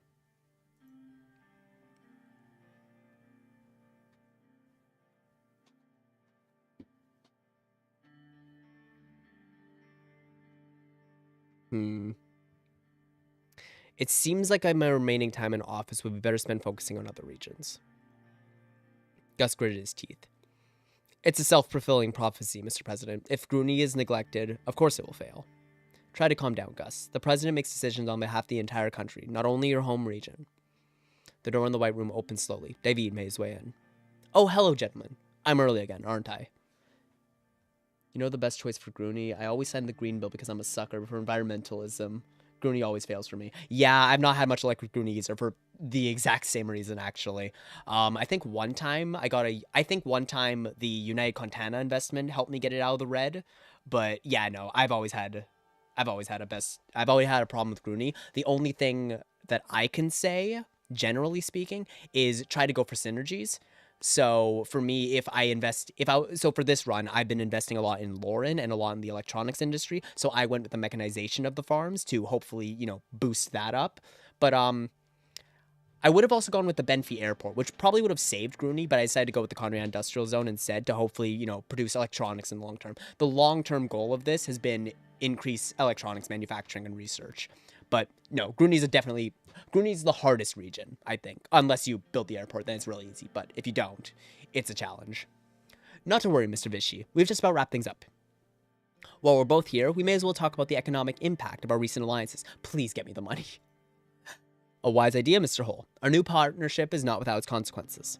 As you may recall, almost immediately after we sealed our alliance with Lesbia, Vagsland imposed strict tariffs on us in retaliation. The fallout won't impact our economy right away, but I do expect a significant hit before the end of the term. Fortunately, I believe any short-term economic harm imparted by these tariffs will be offset by the Alliance's long-term benefits. I trust your wisdom, David. I fully expect our partnership with Lesbia to pay off. Arcadia has already taken notice and is planning on sending us a generous aid offer. Yes! Okay, that's really good. Oh, that's such a relief. Although I've heard that aid will be military in nature. Shit! Don't need military aid, I need economic support. Although I've heard the aid will be military in nature, which raises questions about the real motivations. They're clearly gauging our interests in joining the ATO, which from a purely financial standpoint would be a great move. We'll leave you to your meeting, gentlemen. My regards to Mr. Vectorn. Thank you, Simon. Simon and Gus rose from their seats and left the room. After the door closed, David regarded me for a second. His blue eyes seemed to see right through me. My ministry was notified about the Rumburgian infiltrator. This is a very delicate situation, Anton. I understand. Our relations with Rumburg were precarious enough before this. Please, understand. The tensions between Sordland and Rumburg have not eased. Quite the contrary. As you might imagine, our decision to grant asylum to their whistleblower, Mr. Hailstone, did not sit well with the kingdom. An incident such as this might serve as a tipping point. Place too much blame on Rumburg, and we may lose our chance at reconciliation.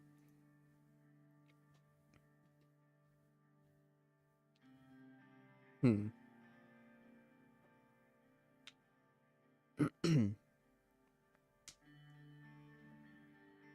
right as usual. Last thing we want is a war on our hands. I compromise the name of the greater good, may spare countless lives. Hopefully we don't have to concede anything. Depending on Rumburg's demands, I guess we'll have to find out. I'll leave you to it, Anton. I know you've got a lot on your plate. It's always a pleasure, David. David left the White Room, gently closing the door behind him. Dispute with the Bergen regional government. God damn it. It's just crisis after fucking crisis, man. Due to the special laws of Bergen, the Bergen local security forces do not fall under the authority of the interior, causing issues with communication and collaboration. Oh, God. At least the welfare situation's doing well. Okay. FC Anarchus. I don't care. Unite Contana discovers Arcasian base in Polaris. Where's Polaris?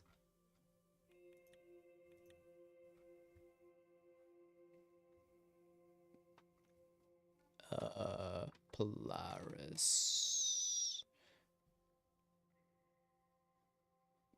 Yeah, I don't know where that is. Not really our concern. Press release for the affair scandal. It was the morning of Livia's trial, and hordes of reporters were gathered in front of the state courthouse. Peter, Lucian, and I stood by the entrance. Lucian had helped break the news of my secretary's arrest. Now the media was beginning to question exactly how a Rumburg agent had been able to infiltrate the Maroon Palace. It was time for me to deliver an explanation.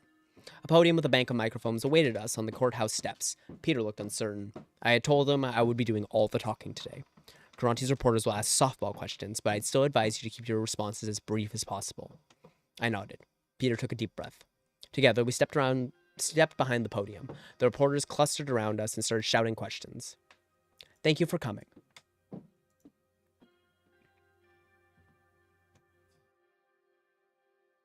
As you are aware, Livia Suno, former secretary to the president of Sordland, is currently being tried for espionage.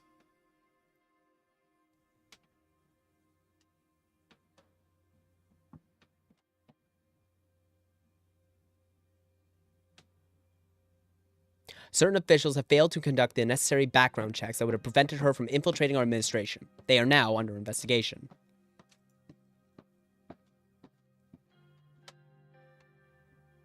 Please rest assured that the traitor will be brought to justice.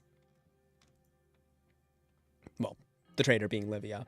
I'm going to save here.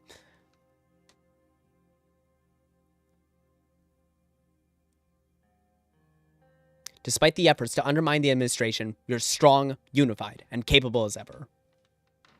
Yeah, that's good. Thank you. Many camera flashes went off. A reporter raised her hand to speak. Let the reporter ask a question. Mr. President, have you chosen your next secretary yet? Would you like to submit an application? That's funny. I have a few candidates in mind. The crowd of reporters nodded seriously. I sent a silent prayer of thanks to Marcel Caronti. Well, whoever she is, she's one lucky girl. Lucian interjected. The president will not be taking any more questions. Thank you. He, Peter, and I began walking back to the courthouse. Peter and I hung behind to talk. Evelyn's still divorcing me. That can't be helped. But overall, this was nowhere near as bad as it could have been. You should be thanking your lucky stars you're not in that courthouse with her. I know. At least everything can go back to normal now. I stared at the back of Lucian's head as he disappeared inside the courthouse. Normal. We would see about that. Okay. Dodged a bullet there. Dodged a few bullets, actually. President's secretary arrested. The president has taken swift, decisive action to remove her from her position, bring her to justice. Good. Spy jailed. Press conference at Holzard State. Anton Rain vindicated himself, and Vice President Peter Vector in the recent Maroon Palace intelligence leak avowed that the Rumberg spy Alana Vance, aka Presidential Secretary Livia Suno, would be brought to justice. You are convinced that with her on trial and imprisonment, Maroon Palace will once more be secured. President's secretary arrest for treason. Okay, this seems to have gone over about as well as it could have been. So that's good. We need the economy to start ticking way the fuck back off. Hopefully the Conrail Industrial Zone does good things for us. I was sitting in my office. I looked at the clock. 2:26 p.m. It was almost time for my appointment with Kiara on women's rights. There was a knock at the door. Kiara entered the room with her folders in hand. The door did not close behind her. Monica entered the room and stood next to Kiara. Mr. President. Anton, before we start, I just wanted to thank you for agreeing to this meeting. I've been dreaming about this ever since I volunteered with the Source League of Women. I can't believe the moment's finally here. Tooth to tooth, FC Enrica.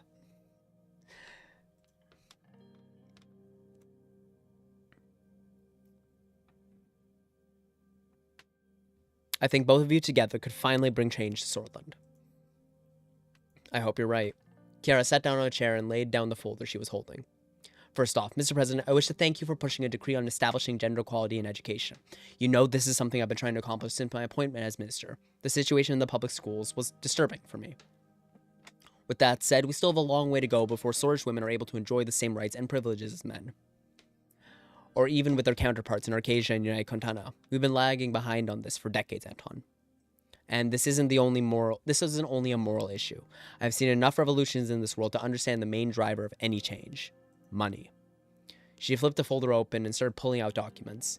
In United Contana, law dictates that women earn the same wages as men in their respective fields. My research shows that this has led to a 15.5% increase in productivity. You could say this has had a direct influence on their superpower status. Arcadia passed laws ensuring maternity leave rights, child daycare centers, and tax deductions for working families. In turn, they experienced a 12.6% productivity boost and a flourishing economy. Both countries also have significantly lower infant mortality rates, a statistic I believe is directly linked to the improved status of women. Our administration has successfully managed to pull Sordland back from the brink of economic ruin. Why is she saying that? She's not in the economic... whatever. So, I'm asking, why stop there? Why not improve our economy and modernize our society at the same time? It's only logical. Monica handed me one of the documents. It had a list of bullet points on it.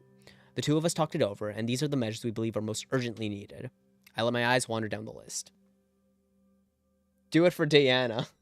I really want to, and I might be a sucker and I might do it anyway, but the money is so bad right now. We're like -10 in debt. The economy's not really doing well, and we also need the money for electronics research, because I really, really want to invest in that.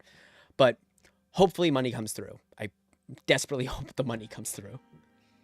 Okay. Criminalizing domestic violence. Yes, this decision should be for the next term. I agree. Yeah. As if we can save the economy, then frankly anything is possible after that. But until then, we're kind of in a really tight bind. Criminalizing domestic violence. I shouldn't have to tell you how crucial this is. It's utterly unbelievable that in this day and age, source men are legally allowed to beat their wives.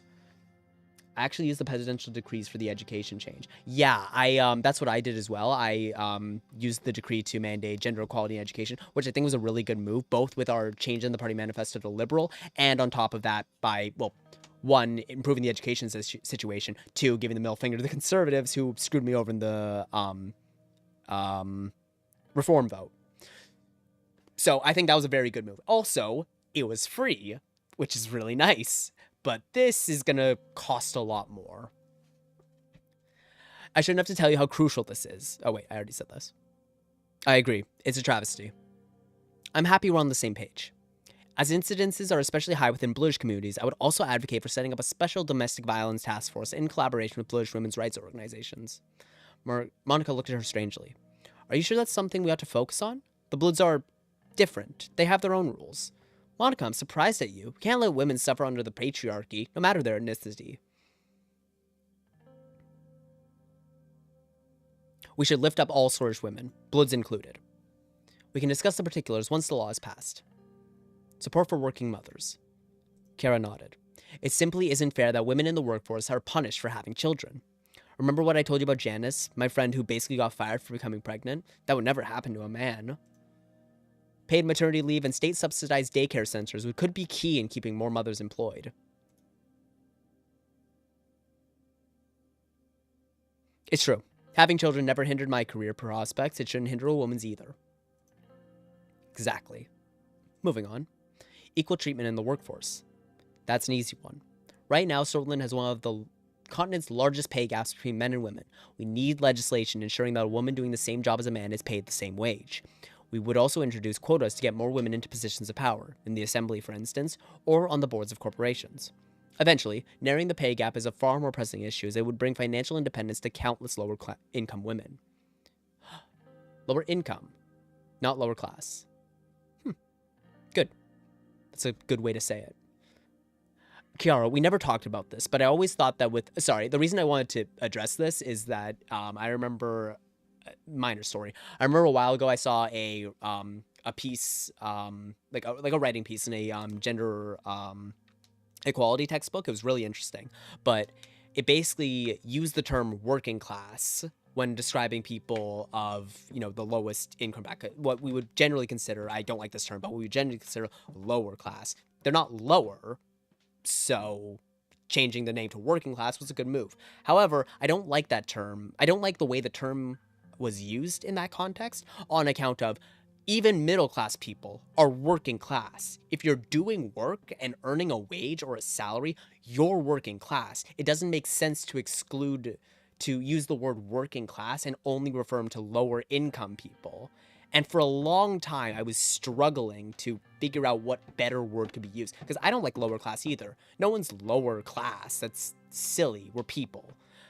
But the term lower income is actually really good, I think.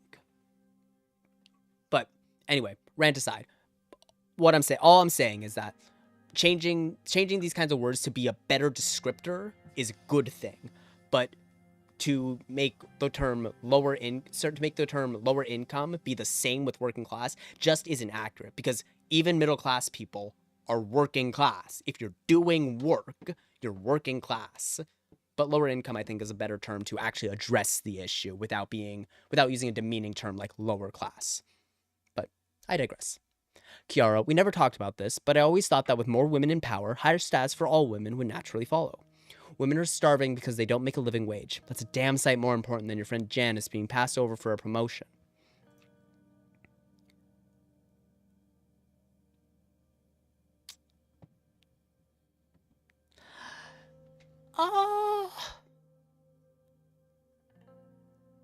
See, here's the thing. I agree with Kiara here. I firmly agree with Kiara here that women are starving. They don't make a, paid wage. That's true. Exactly. It's supposed to mean low economical class, not inferior class. Agreed. But low income sounds better. Yes, I agree with you completely. That's my only problem with it. I think people might assume, like instinctively, not on purpose, but instinctively assume lower class, meaning, lower on the echelon. I think I think it's those snap judgments that we make that are really impactful to how we perceive words and how we perceive expressions. And I think lower income sounds much better, and because it gets more to the root of what's going on. It's lower income. They're making less income. But yeah, I completely agree with your point. Low income sounds better, but of course, lower class isn't meant to signify that, but it's people's snap judgments that I think need to be addressed in that sense. So here, again, I agree with Kiara. I do think that addressing the wage disparity is significantly more important. But I also agree, and again, the money issue, right? Quotas would be far easier to implement. So for that reason, I'm going to take Monica's side on this. I only agree with quotas for the poor, but quotas for women for like 10 years or something is good to improve their position in society. Yeah. 10 years. Yeah. Yeah. No, I agree with that. I agree with that statement. See, the thing about the upper echelons is that if you're wealthy, that already imbues you with a significant amount of power. So, like, you know, women on business boards, for large businesses, I mean, women on large business boards, that's a good thing, right? You know, equality in, like, you know, equality between the sexes is fundamentally a good thing. And women have experiences and inputs that should be addressed just the same as men. Absolutely. And that's important for big, you know, councils and, you know, boards like that. However, wealth is the ultimate privilege. If you're already in a wealthy position, you get a lot more leniency. You get a lot more space to do whatever you want. If you're lower income, that's a lot harder. So actually, I agree with your sentiment for, you know, quotas for lower income businesses, lower income regions. I think those quotas actually do have more impact on people who make less than on people who are already doing exceptionally well, regardless of whether they're a woman or not. Yeah, so I'm gonna say quotas seem far more easy to implement here. Kiara gritted her teeth. I'm so sorry. We'll see about that. I agree with you, though. That covers all subjects. What are your thoughts so far?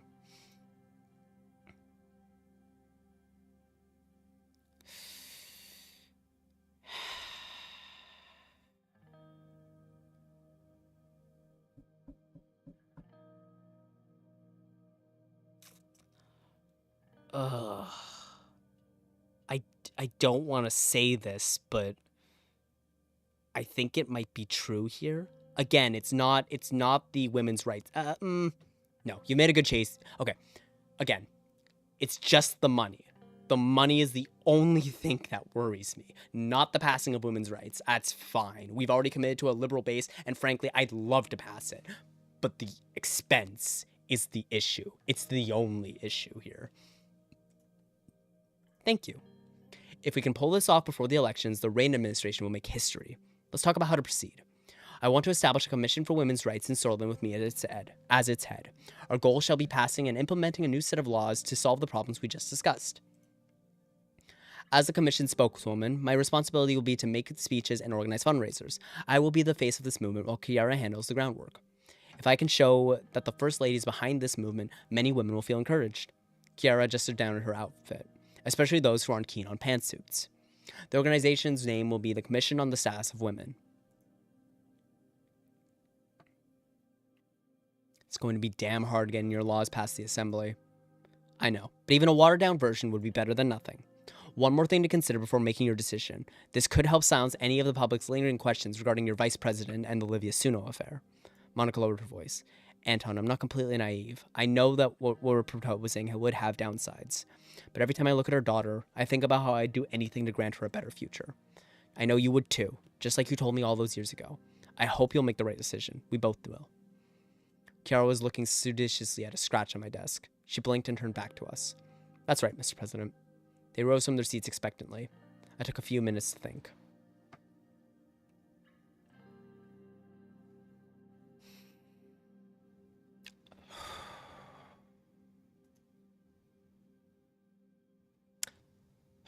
I hope it won't cost me too much money.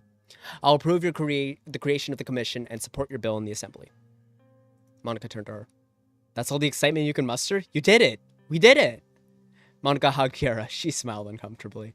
It's not over yet, Monica. The true battle's in the Assembly. We'll celebrate once that's over with. I'll start gathering names for the commission tonight. Kiara started collecting her documents. She and Monica headed towards the door. Monica paused before leaving. I love you, Anton. I'll see you at home. I could hear Monica and Kiara talking excitedly to each other as the door closed behind them. I looked out my window over the city of Holzord. It was a clear day outside. All right. Source League of Women donation. The most influential women's rights NGO, the Source League of Women, is organizing a massive fundraising campaign to raise awareness in Source society and has reached out to us personally for private donations.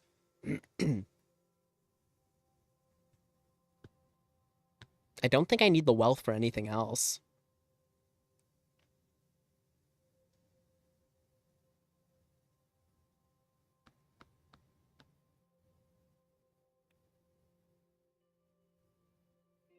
Yeah, I think I have to commit to this.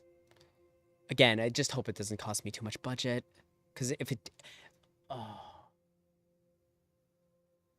If it costs budget and then I veto it, that looks disastrous. That looks really bad. Re-election things. Forgot the word.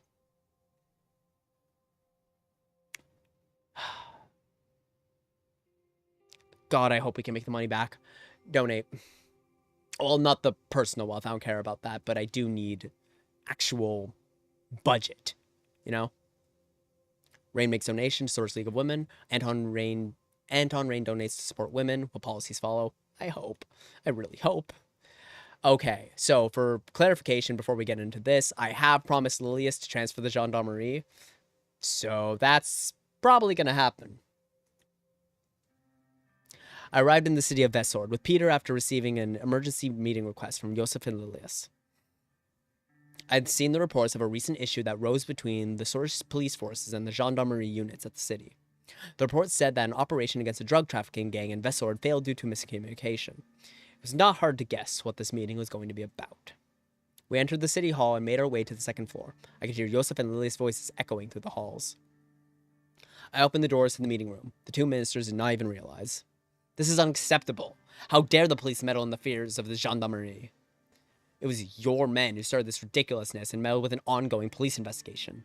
Their voices were getting louder and louder. Rural security is my jurisdiction, and your men were way outside of Vesord. Please calm down and let's discuss this. What is going on? Apologies, but Miss Graff here fails to understand her place. No, Mr. Lanston, you are the one who does not understand his place. If you continue to do so, you will pay for it one day. That's enough. Calm down, both of you. I'm trying really hard to stay calm, Mr. President. Miss Graff, you are pushing your boundaries. Joseph, let's hear your side of the story. The Lieutenant General of the Gendarmerie was tracking a drug trafficking ring in the countryside of Vesord. We acted immediately on it. Just when we were about to raid the hideout with live weapons, the police unit showed up in the scene and alerted the criminals. As a result, criminals got away. Didn't you rush the situation a little there, Joseph? Sir, we received reports that they were heavily armed. We acted to ensure no harm could come to civilians.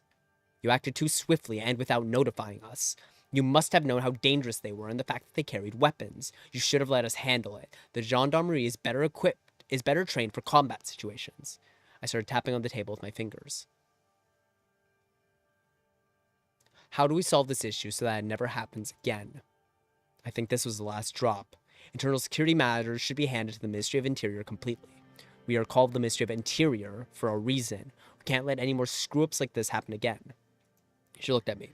I want the gendarmerie to be transferred to the Ministry of Interior. What? Woman, are you out of your mind? Joseph turned red with anger. He composed himself after a moment. Can't these branches just try to improve their communication? Just saying. I believe I just told you the fix to the problem, Mr. Vice President. Well, but with all due respect, there is not another way. Ridiculous. This is absolutely ridiculous. I won't hand the gendarmerie to her. Out of the question. Do you have a better solution, Joseph? Whenever operations overlap, we should engage at a lower rank with the local officers on both sides. We could work on establishing that, but it still doesn't change the wrong system that exists now. I want to remind you about your promise, Mr. President.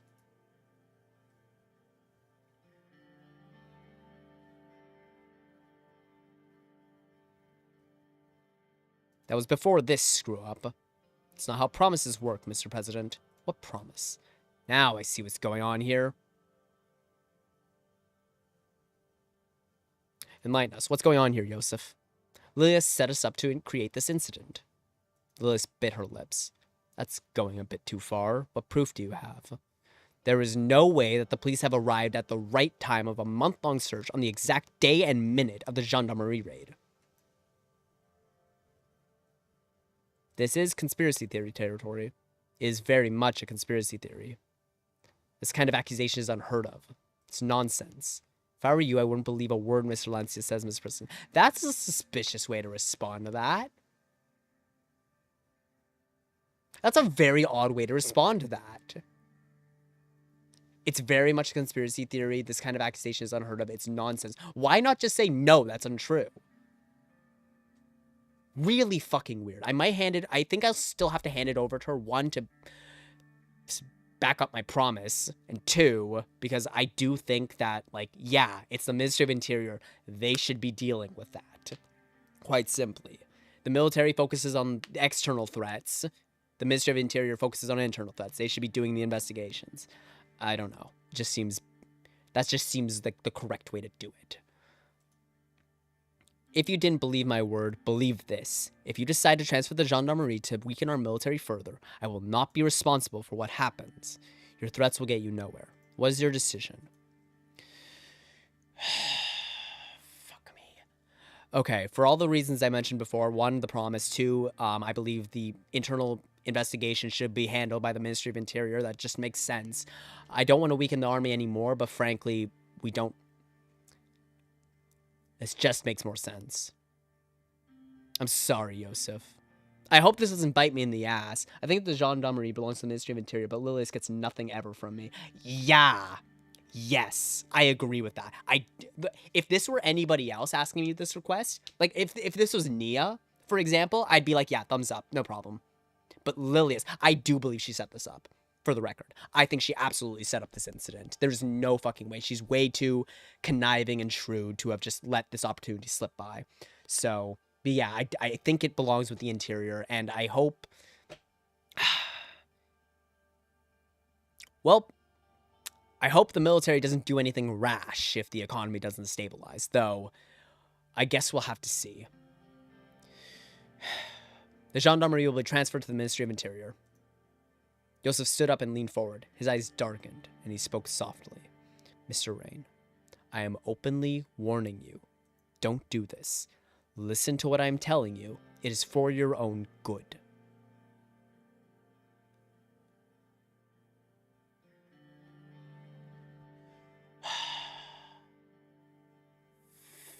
Fuck.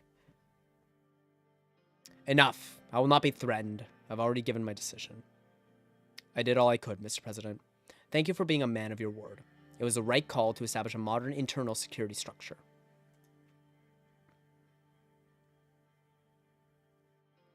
From now on, work together and don't fight among each other. I want capable and effective members of cabinet. We will do our best. Right, Mr. Lancia? That's right, Miss Graf. I left the room to attend to my next scheduled meeting. Fucking disaster. Ministry of Interior strengthened. Gendarmerie under the Interior. It makes sense. League of Women extend thanks. Source League of Women has thanked us for the personal donation. Spokesperson said, President Rain, thank you for your contributions to our cause, and to the First Lady Monica, pushed our agenda forward on the national stage. I love the SSP, but I read once a theory that she might use it to kill us in a second term, and now I'm paranoid about creating it. Okay, that's fair, but I think the main thing about the SSP is that if you entrust Lilius with the SSP and you basically, do the things that she asks of you, she doesn't have a need to oppose you. So if you basically empower her that much, she has much more to gain by staying on your side than she does by, threatening your position and trying to take it by force. But I agree. I would be very concerned about giving her control of the SSP under any circumstances. But I think, backing her up and making her loyal to you is enough of a cushion against her moving against us, in theory. Again, all in theory. Oops, I didn't mean to click that. Gendarmerie transferred to the interior. Anti-corruption police investigates Lotharbrook group. Ooh, okay. President Rain's new anti-corruption police is continuing investigations into the Lotharbrook group. Our sources say that Nia Morgna-led force has discovered a treasure trove of evidence against both former Sordland Today publisher Marcel Caronti. What? Oh. What? Wait. And our sources that say the Nia Morgna-led force has discovered a treasure trove of evidence against both former Sordland Today publisher Marcel Caronti and top oligarch Walter Tusk. Though no arrests have been made, we can tell you that illegal weapons, smuggling, and drug cartel money laundering may be involved. They found stuff on Marcel. And what do they mean former Sordland Today publisher? He still owns it. Weird. That's very interesting. It's not what I was expecting at all. Lotharbrook Group investigation report. The anti-corruption police is continuing its investigation of the oligarchs. A few leads have been uncovered, revealing Walter Tusk and Marcel Caronti's involvement in illegal dealings, including suspected arms smuggling and money laundering. These will be duly followed up on. Oh boy. Go get him, boys, I guess. Okay. Oh boy, I'm very nervous. Updates on the situation of the oligarchs. Nia Morgna requested to set up an off-the-books meeting to relay a new development from the criminal investigations concluded by the anti-corruption police. She was seated right across from me in the meeting room. Mr. President, you asked the ACP to start investigating the oligarchs. We couldn't find anything related to Walter Tusk yet, but there is a silver lining. By sheer luck, we have come across a suspicious link in Sord. She handed over a police report detailing the network of the Coronelli gang in the city. A ledger was previously found in one of the raids against the cartel.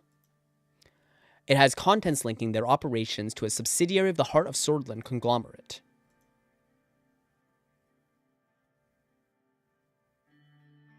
This is a very big accusation. Are you absolutely sure?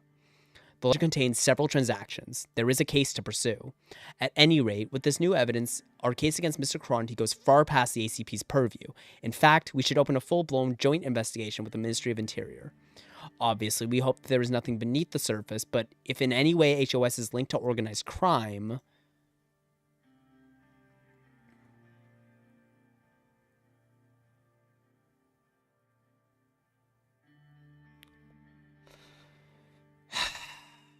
Shit, this is not what I was hoping for.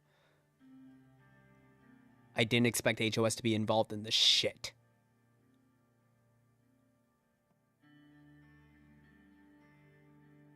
But if in any way HOS is linked to organized crime,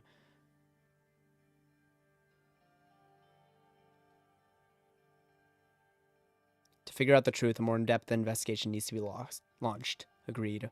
We must tread carefully. There have been rumors about Mr. Caronti having ties to our government. Who'd you hear that from? We all have our ways, Mr. President. I wouldn't be sitting here if I didn't know how to keep my ears open. So, will you allow us to open an investigation? We both locked eyes.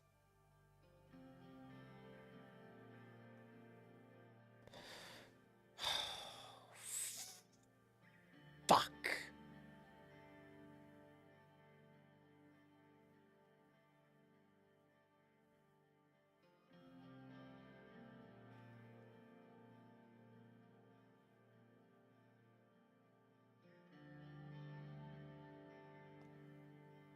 Oh no.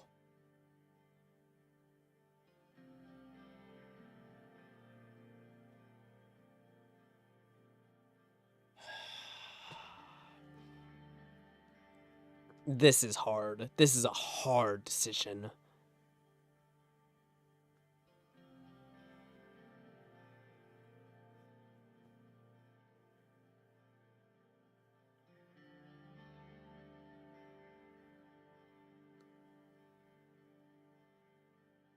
This could jeopardize everything.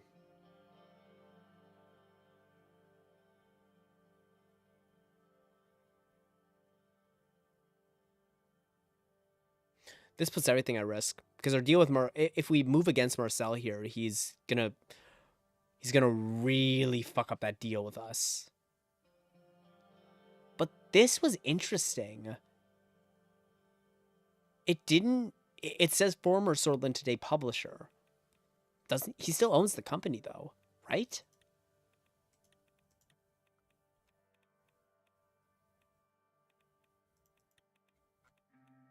Yeah, he's the leader of the oligarchs.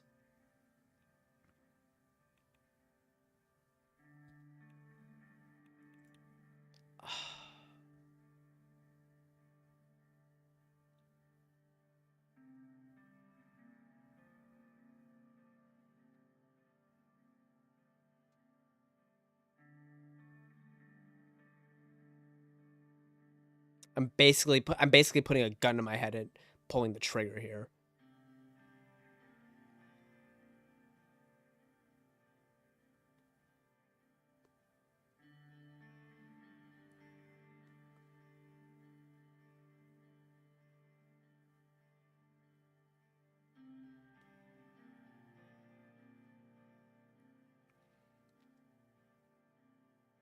If Marcel gets arrested here, then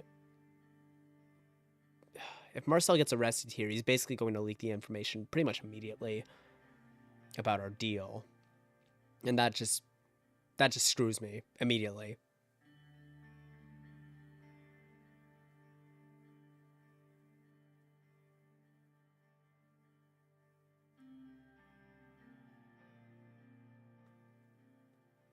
Yeah, if he's arrested, the info leaks immediately. If he's not arrested, the info also leaks because we're investigating him, and he's not going to be very happy about that.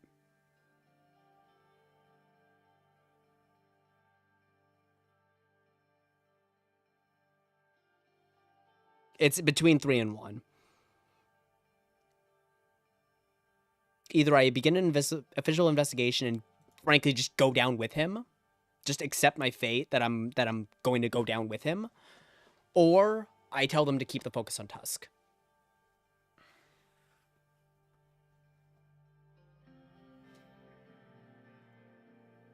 Also, if I say no, Nia might suspect me herself.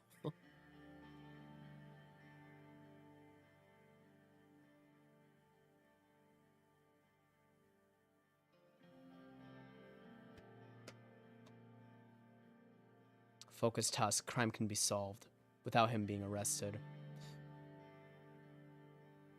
Yeah.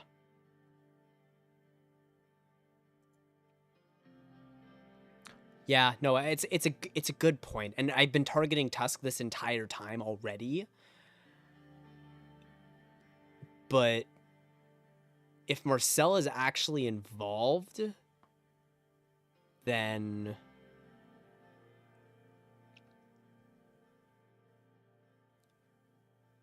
shit, man, I don't know. Look, I'm not saying I'm not going with 2. Either we do this now and do it swiftly, or we focus on Tusk. And frankly, getting rid of Tusk is pretty significant.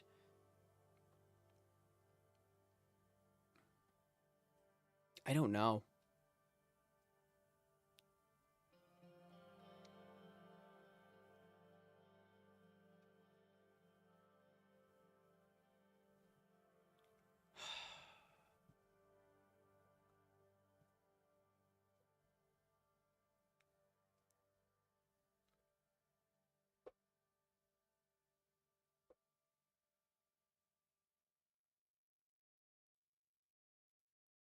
God, this episode has all the hardest decisions I've made yet. Holy shit.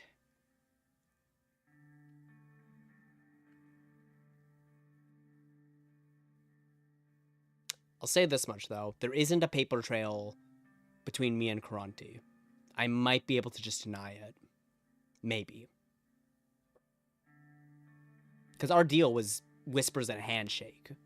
Oh, wait, no. Because I sold him the Source State Corporation directly, so that's just private. That's just insider trading.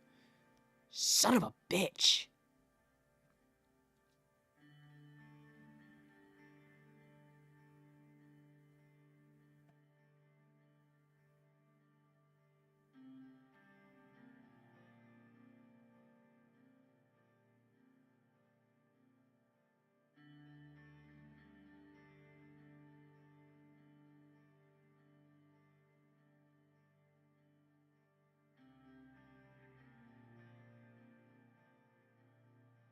You know what?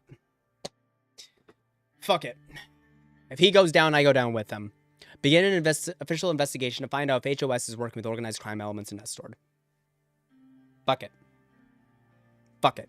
If he leaks the deal, I'll go down with him.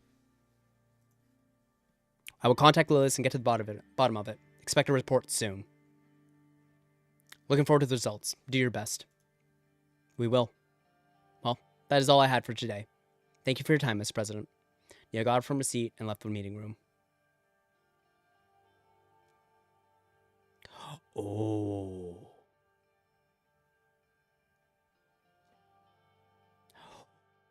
Oh, I just made the hardest choice ever, and now I have to make a harder choice. Do I let him know?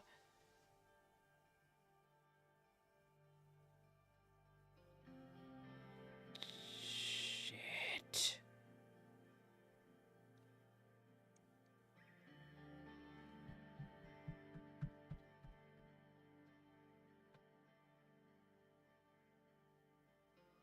Oh, I wish Lucian was here. I'd ask him what to do.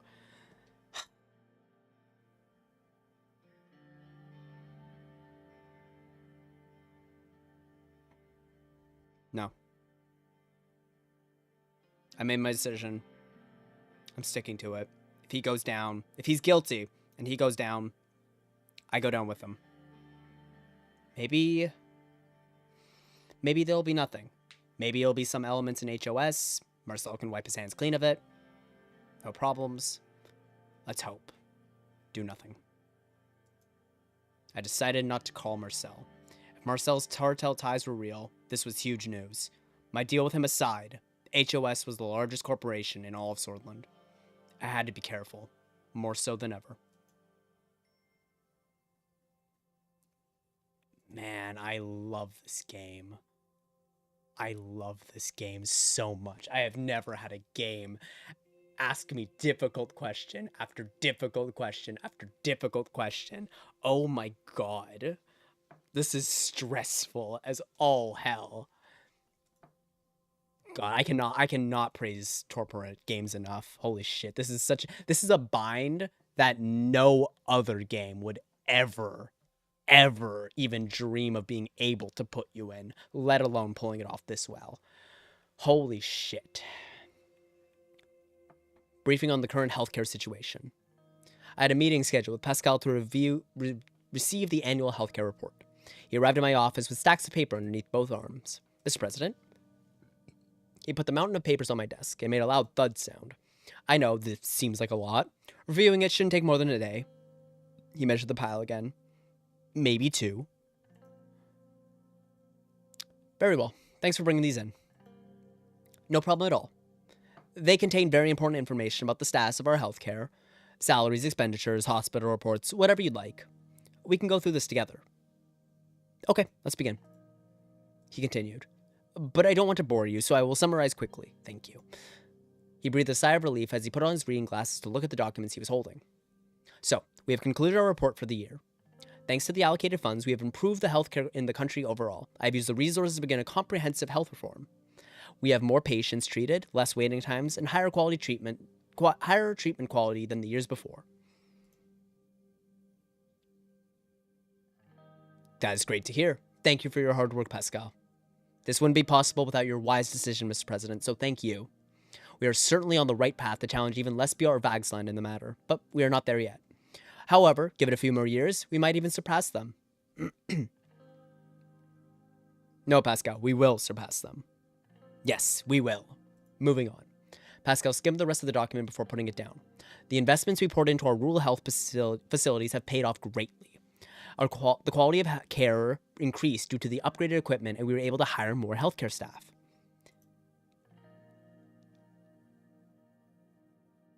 Excellent. The people in the countryside deserve better health services. Yes, they have been neglected for a long time due to political reasons. Not anymore. All these efforts have resulted in a clear increase in quality of healthcare services provided to our citizens. He cleared his throat. Now that I've given you the short summary, there's a very important matter to discuss. Leaning over to grab his briefcase, he pulled out a tan-colored package. The package was stamped with big red letters that read confidential. Pascal opened the packet and brought out a few documents. He handed them over to me. Take a look.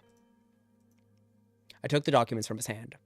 It was a report from the Ministry of Health. Each page had a stamp on it that read, "For the President's eyes only."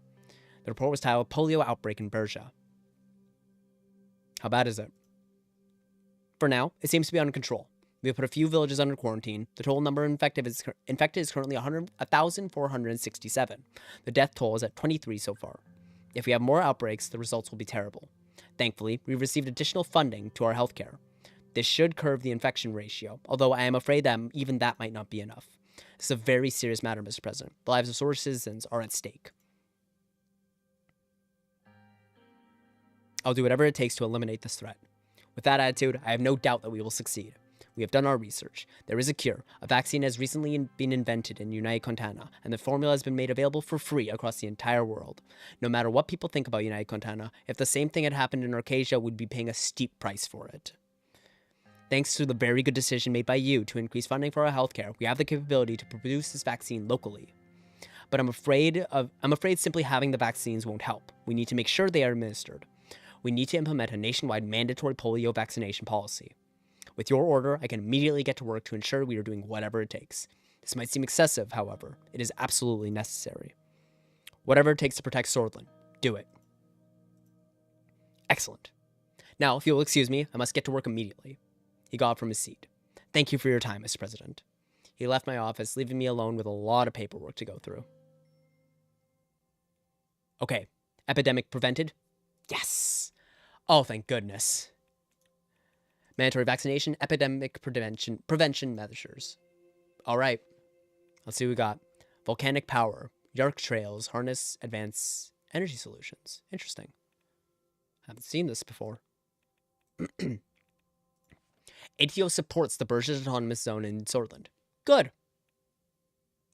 While acknowledging this initiative, the ATO is optimistic that establishment of a zone will bring about long-term stability and peace in the region. CSP condemns the autonomous zone. CSP has called upon the international community to carefully monitor the unfolding situation and act proactively to prevent any escalation. Fair Trade Commission established. Excellent. The Fair Trade Commission has been opened in Holzor today and began coordinating with the Central Bank, National Business Council, and the Ministry of Economy to get an analysis of the competition issues and potential regulation legislation. The effort to bring fairness to trade and commerce in Sordland is led by a visionary small business owner who sued Heart of Sordland in an unfair competition bid and won in court. Great. Protests against gender equality in education. Fuck off. That's about it, I think. Right? Yeah. Less smoke bill. Nice. Straight to the fucking point. I appreciate it. The Assembly passes an amendment to the tax bill of 1944 in order to increase tax revenue to reduce the excessive amount of tobacco consumption in the general populace. Section 1 of the TB of 44 has imposed a 10% tax on all tobacco packages, will be increased to 30% on all tobacco products sold in the country. Section 2 will protect local businesses, local industries, by giving them a full tax exemption if the products are designated for export to other countries. Yes. Good. One budget. Really? That had that much of an impact? Fuck. Tobacco consumption reduced. I guess that's something good. Time to smoke less. Smoke's taxed. All right. We have a lot to get through.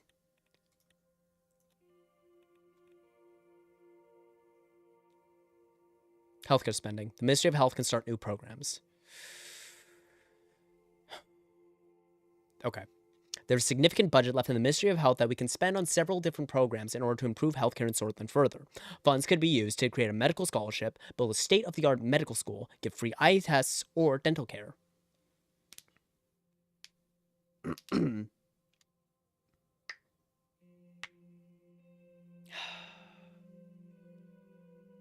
Okay, let's go through these. Start medical scholarship. Really good. Goes really, really well with our education initiatives. It's just a great program. But building a state-of-the-art medical school, fantastic decision. It synergizes with our electronics research. It synergizes with our huge increase in the education budget. It synergizes well with all the advances in medical technology we've been seeing. Frankly, it's a really, really good idea here. It's fantastic. And this will stand indefinitely. The medical scholarships are great. They'll provide a small boost, but they'll peter out of time. The medical school, however, that's just going to stand there. That's going to be bringing in people and, bringing out bringing in people to be educated and letting out people who are more experienced. And with everything else we've done so far, it's a really, really great choice. Give free eye tests. Excellent. Good to, have everyone's eyes taken care of by the state. That's a really great thing. Give free dental care. Even better, in my opinion. Having, free dental care. Dental health is an incredibly important part of a good, healthy life. And the fact that it's not free in many countries where it should be free is kind of disgusting. It should be absolutely free to get dental care. However, this is the big one. Don't spend +1 government budget. I might need to take that. Right now, we're still about -9 billion in debt. And I really, really hate to be such a penny pincher in this state because I want to go with the state-of-the-art medical school. It synergizes well with everything. The electronics research we've been doing, the education increase we've got, the improvement to the Ministry of Health, everything. It's such a good choice here. Free dental, I would have picked free dental care in any other situation if we hadn't been investing so much in electronics and education. So in every other case, I probably would have gone with free dental care because that's just fantastic.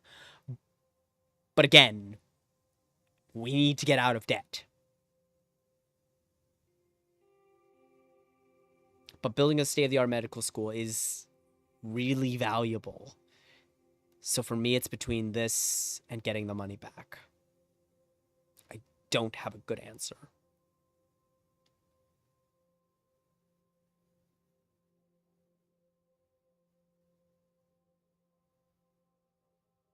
We might be able to get a few more, a few billion more back from the future bills. That's always a possibility. We still haven't gotten the returns from the Lesbia trade deal and, the coal export. So that's still there. And I just don't know how much we need to get out of debt. I don't know.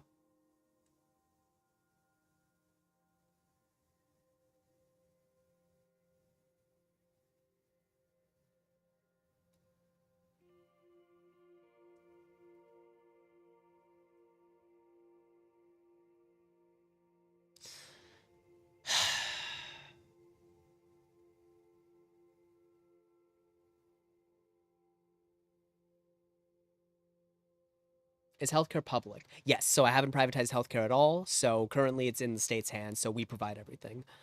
Yeah, this would essentially be either we expand healthcare government, expand the coverage by giving free eye tests or dental care, or we go with education. I usually give free dental care if I privatize. Yeah, no, free dental care is a very, very good solution here. But again, for me, it's if I didn't, I don't spend. Yeah. Again, the only thing stopping me from either picking the medical school or the free dental care is just the fact that we're so deep in the hole for money. That's the only thing that bothers me about this. And the only other thing is I don't know how much money we can A, gain back, and 2, how much we'll need to spend in the future.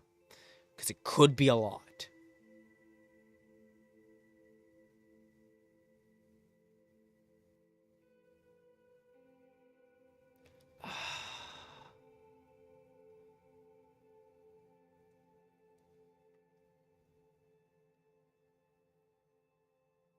Oh, my ear finally popped. That's nice.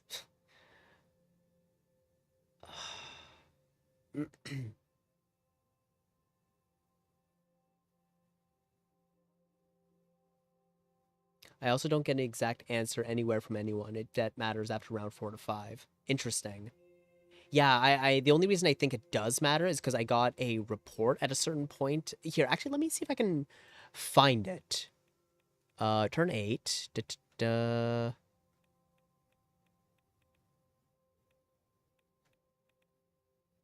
Conrad. No.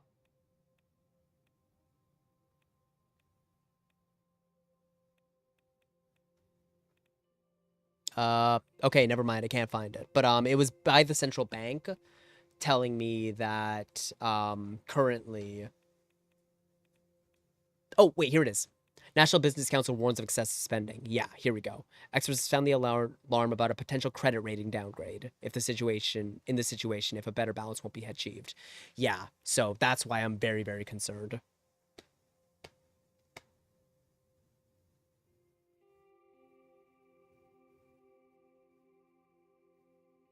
I don't know if I gamble on this or not.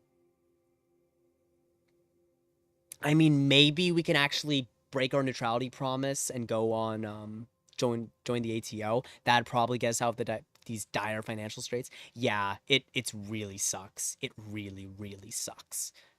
Because again, I want to build the state-of-the-art medical school so much because it synergizes so well with everything we've done so far. But again, if the economy crashes, everybody's screwed. Everybody.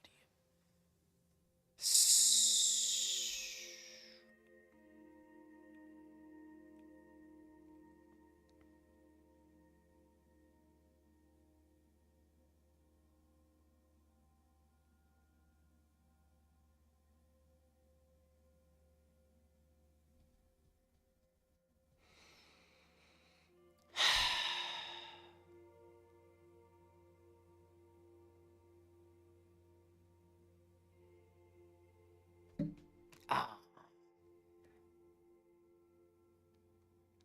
Screw it. I'm all in anyway. Build the medical school.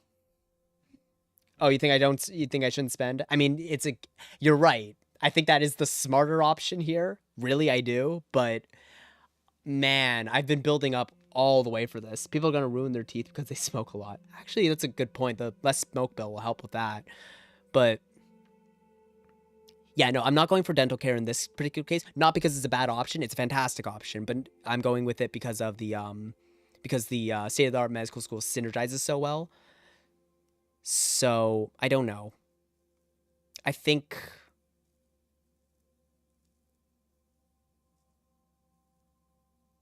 Yeah, you know what? I think I'm all in.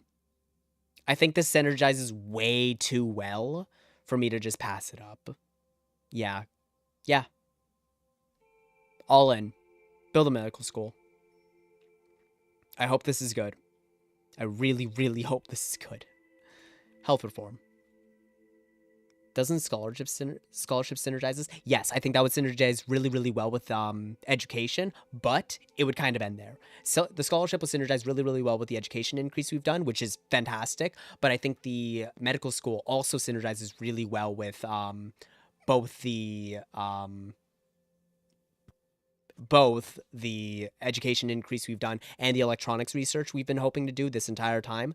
And so for those reasons, I think the medical school is better in this situation. Also, the medical school has a much better long-term benefit. We build it now, that thing will last for decades, whereas the scholarships will be paid for and then kind of fizzle out.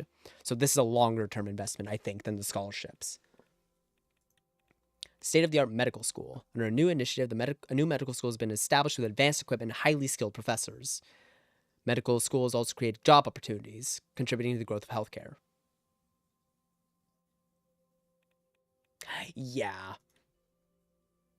Yeah, no, I think actually my opinion, one of the best things about this game is how well things play off of each other. So I've been getting dental care and probably have. Shoot, sorry, one. Oops, sorry about that. There we go. Probably has no synergy. Okay,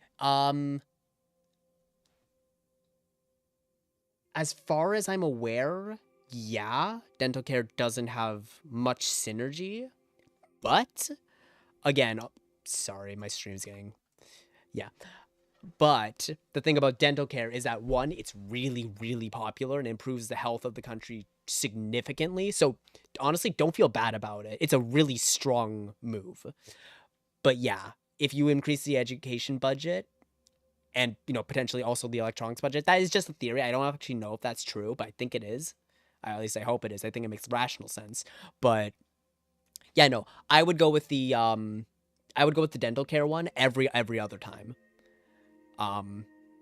But yeah, no, if you've got an education, strong move is going for scholarships or the medical school. I hope that pays off. I might break my promise and join the, I might break my neutrality promise and join the ATO, because I think that might get us out of the financial ruin. That might have to be a choice I make. I would have liked to keep an independent, just a completely independent Sordland, but if that happens, well, not much independence I can gain from financial ruin. Because in that case, actually, honestly, if we go into financial ruin, everything will just get bought out by Arcasia anyway. So, you know, it's hard to say. We just need to stabilize the economy. If that happens, we're good. Meeting with the family.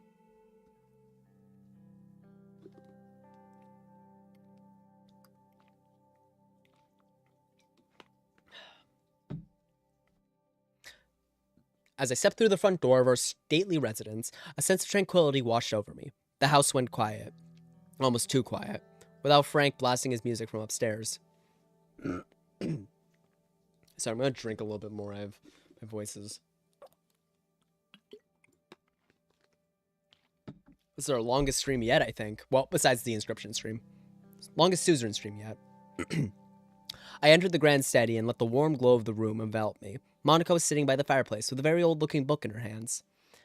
I joined the ATO once. It's so good. We get so many green modifiers. I couldn't stop smiling. This game is so good. It's fantastic. I love this game. And yeah, I mean, I promised neutrality in the beginning, but again, with this financial situation, the ATO investments are going to be like, that would be a really, really big deal. If I feel confident about getting out of debt by the time it comes to make that choice, then I might say no. But setting up the meeting is important, I think. But yeah, no, this game is absolutely phenomenal. So many moving parts, and it's just it's a text-based game. Amazing that they've done all this with just text on a screen. Fantastic. I cannot get over how good this game is. Okay. What are you reading? Oh, I didn't realize you were home. I took some books from the presidential library. This one in particular caught my eye. She showed me the book she was holding. I didn't recognize the author, but the name definitely sounded Valgish. It's about the women's struggle in post-revolutionary Vagsland and its breakaway states.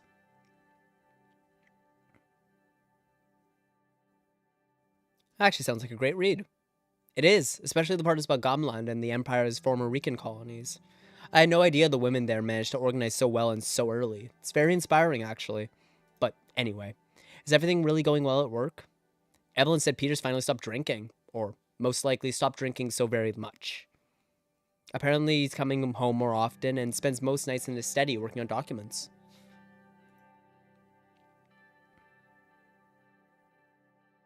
Really? That's good to know. He did promise he'd work harder. Seems like he's following through. She sighed. I don't know. Anton, both of you seem to be under a massive amount of stress lately. Maybe we can take some time for a little getaway? We can have a weekend retreat out in the countryside. What do you think? That actually sounds marvelous, Monica. Let's make the arrangements. Great, she grinned. Just then we heard the patter of small feet approaching the study. Diana appeared by the door with a piece of folded paper clutched in her hand. Mama, Papa, my school report came in. Monica and I immediately turned our attention to her. Our curiosity piqued. That's my girl. Can't wait to hear about it. Diana unfolded the paper and gave it to me. I was so close to the top of the class. I heard a mix of pride and disappointment in her voice.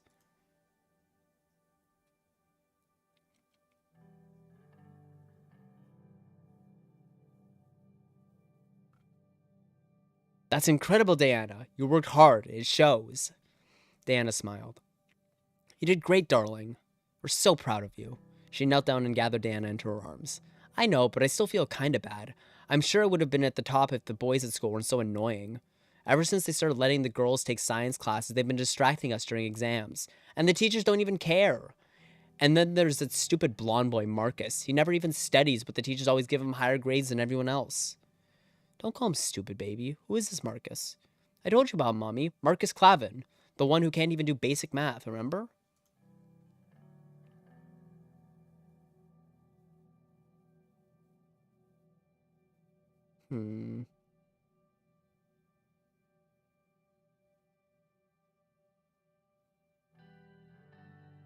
Oh, really? Maybe I should have a talk with your school. What do you mean by talk, Papa? Please don't come to the school and shout at the teachers like Marcus's father did.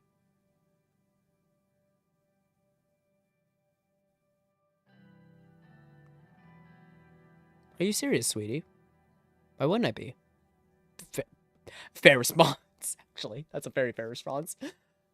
Isn't that the one who challenged you for USP candidacy, Anton? Why is your party still filled with men like this?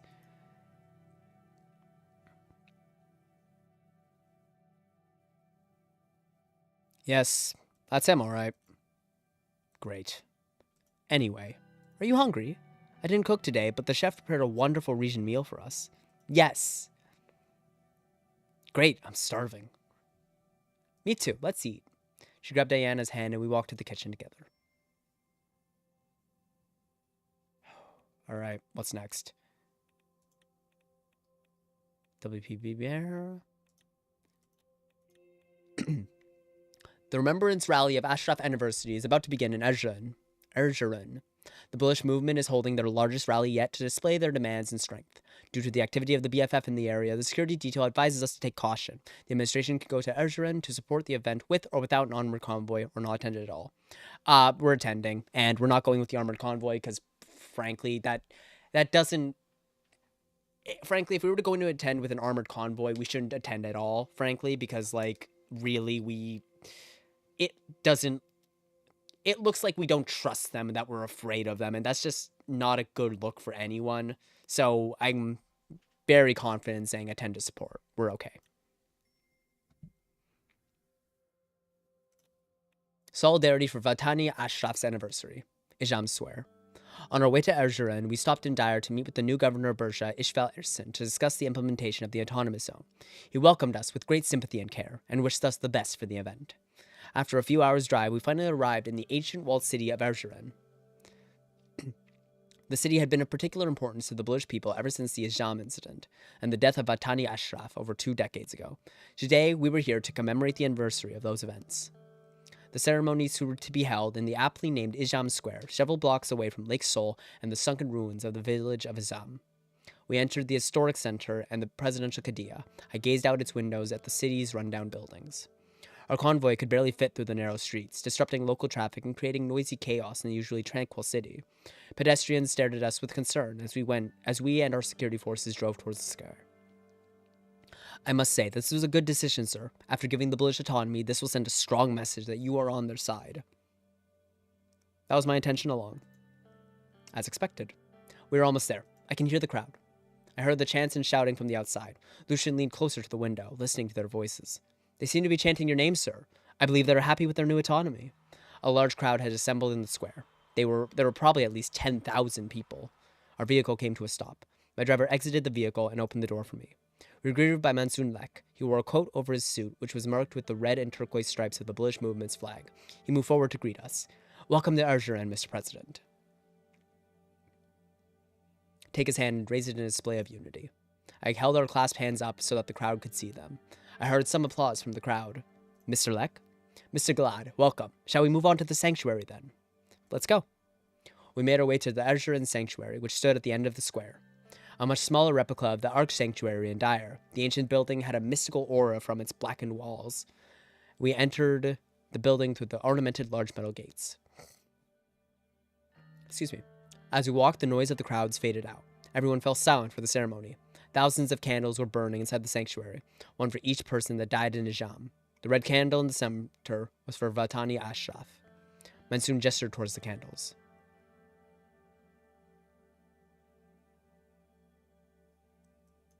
Take the red candle. He also picked up a candle and started walking out. Many others followed suit, including us.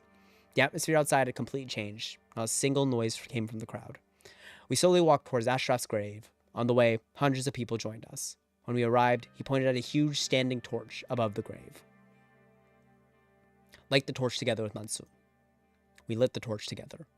I turned around and realized the sheer amount of people who were following us. They were all looking at me, waiting to hear what I had to say.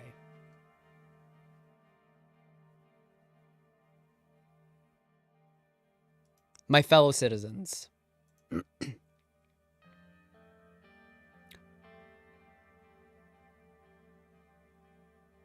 We are here to mourn Vatani Ashraf, and many others who have lost their lives.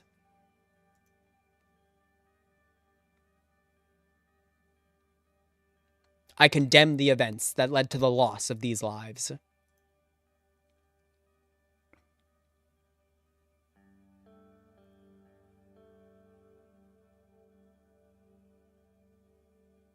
I share your hatred and anger. I feel it too. I assure you, like a red-hot iron, it takes time for it to cool. But I look at the lost lives and I think, what would they want? An old man yelled from the crowd. He is right. Let me tell you one thing. I dream of a truly united Sordland. A country where being a blood or a sword does not matter.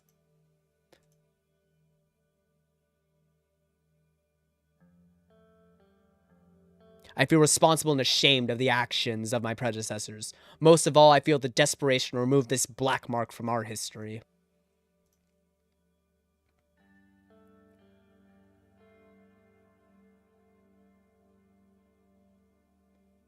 I need help from each and every one of you to make this country a better place for everyone.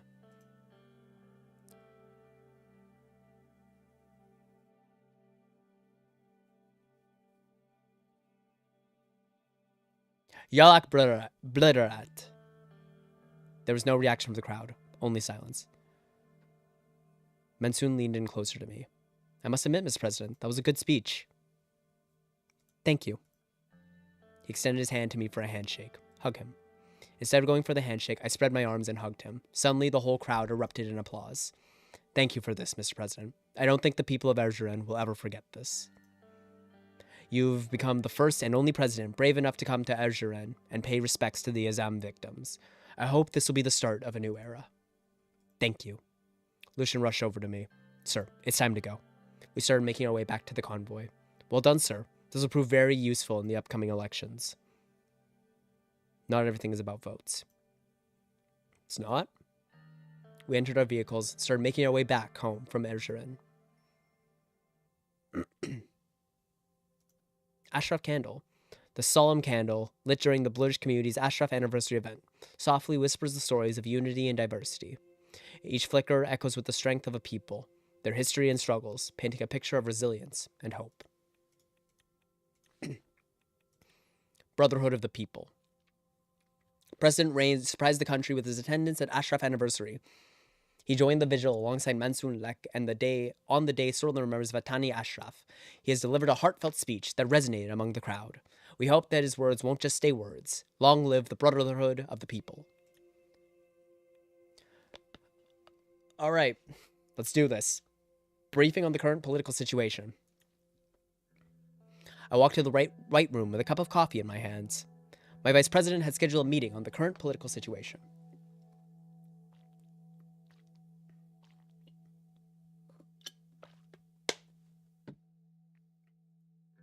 I opened the door and entered the room. Peter immediately stood up.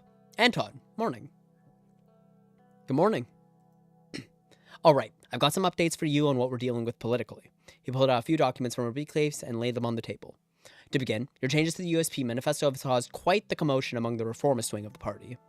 Some of the conservative MPs have decided to quit the USP. 26! Holy shit! 26 to be exact. The places have been filled with people more aligned with the new direction. Oh, they've just quit. Oh, they're gone. Fantastic. I thought that was terrible, but this is great.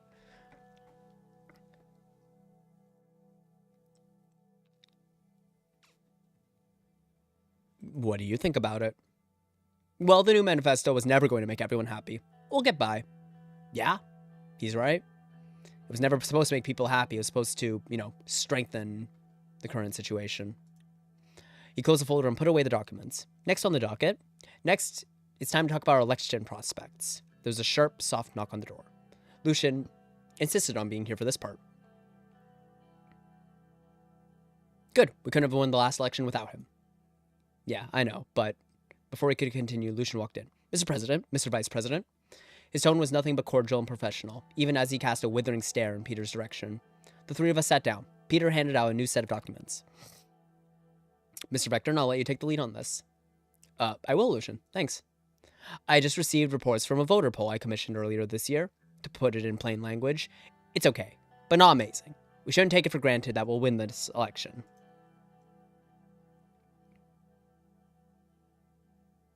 I never took it for granted. We still have a year to gain more votes, but we've got to think strategically. And if there's one area Mr. Vectorn excels at, it's thinking strategically. Do you have something to add, Lucian? No, pardon the interruption.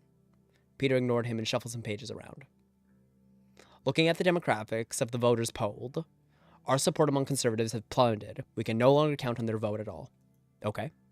The liberal base appears divided, but you do have a considerable amount of supporters there. Good. For better or worse, you certainly aren't popular with the nationalists. Okay, that's not, If you ever had any support from socialists, you've completely lost it now. What have you done to piss them off? Really? Why? We've been pretty good with them. Okay, whatever. You're set to have the highest share of the British vote of any Sordish president. You're even winning them away from the Workers' Party of Lydia. Lastly, centrist and unaffiliated voters appear to be leaning in our direction. Lucian, what do you suggest? Lucian smiled and bowed his head slightly. Thank you, Mr. President. This may sound like common sense, but a convincing enough campaign can succeed where policies fail. Even if you've opted not to focus on your campaign at the moment, I'd still advise you to seize every chance for exposure that you can. I'll take that into account. Good. One more thing. Well, there is a not insignificant portion of undecided voters who don't care who occupies the Maroon Palace as long as the economy is running smoothly. A robust economy such as the one we have now... Oh, okay. A robust economy such as the one we have now could make up for a multitude of unpopular policies. It's all on Simon, then. Partly, yes. Stability is key in allowing the economy to improve further. Currently, the country is still struggling to develop due to instability. There is some worrying news. The Lotharberg Group is up to something. My informants have been talking about frequent meetings happening between the oligarchs. All right. Peter, anything to add? I mean, you could always start a war. Are you being serious, Peter? Hey, it worked for Saul. We'd need to beef up the military, of course, but if we won against Rumberg, we'd come out looking like heroes. Lucian, is he right? Of course not. Considering our current state of preparedness, goading Rumberg into an armed conflict would cost us both voters and lives. I agree completely. Peter shrugged. It was just a thought. Was that everything, Peter? Yes, that's everything on my end. Good work, both of you. I'll see you shortly. I left the room to attend my next meeting. Wow, we're back-to-back fucking meetings here. Holy shit. Governor imposed mandatory vaccination policy? Great. President's decisive action stops polio in his tracks. Finally, a fucking compliment from these guys. Thank you. I thought they'd never back me up. Polio disease is controlled inside the Berger region. Fantastic. Good. Thank goodness. Oh, Arcasia offers military investment aid. Arcasia has reached out and offered aid in return for Air Force access. Man, I want money. I want money, man. Come on. Arcasian Foreign Minister Laurent Martel, in concert with Arcasian President Dwight Walker, has extended a significant proposition to bolster Sordland's military-industrial complex in Anrica. The generous aid package from Arcasia encompasses substantial financial assistance, logistical support, expert guidance from their private military companies. This offer aligns with the industrial expansion plans outlined by Ministers Hull and Manger. Oh, okay. Okay. Aiming to transform Sordland into a competitive hub for new industries. Okay, if Hull and Manger support it, then okay, we need the money. But again, I wish they just fucking gave me goddamn money. But yeah, I accept. Military industrial expansion program. I hope that makes Yosef happy at least. Maybe. Yeah, seems like it. Military industry grows, bolstered by Arcasia investment. Arcasia is witnessing a steady growth in its military industry, thanks Anrica. Thanks to Arcasian investments and guidance from private military companies, the influx of foreign capital and expertise has significantly boosted the sector, positioning Anrika as a growing hub for military industrial output. Self-sufficiency in military production will help Sordland to deter regional rivals. And this is almost done. Good. Arcasian resurgence. Arcasian aid fortifies Sordland's defense industry.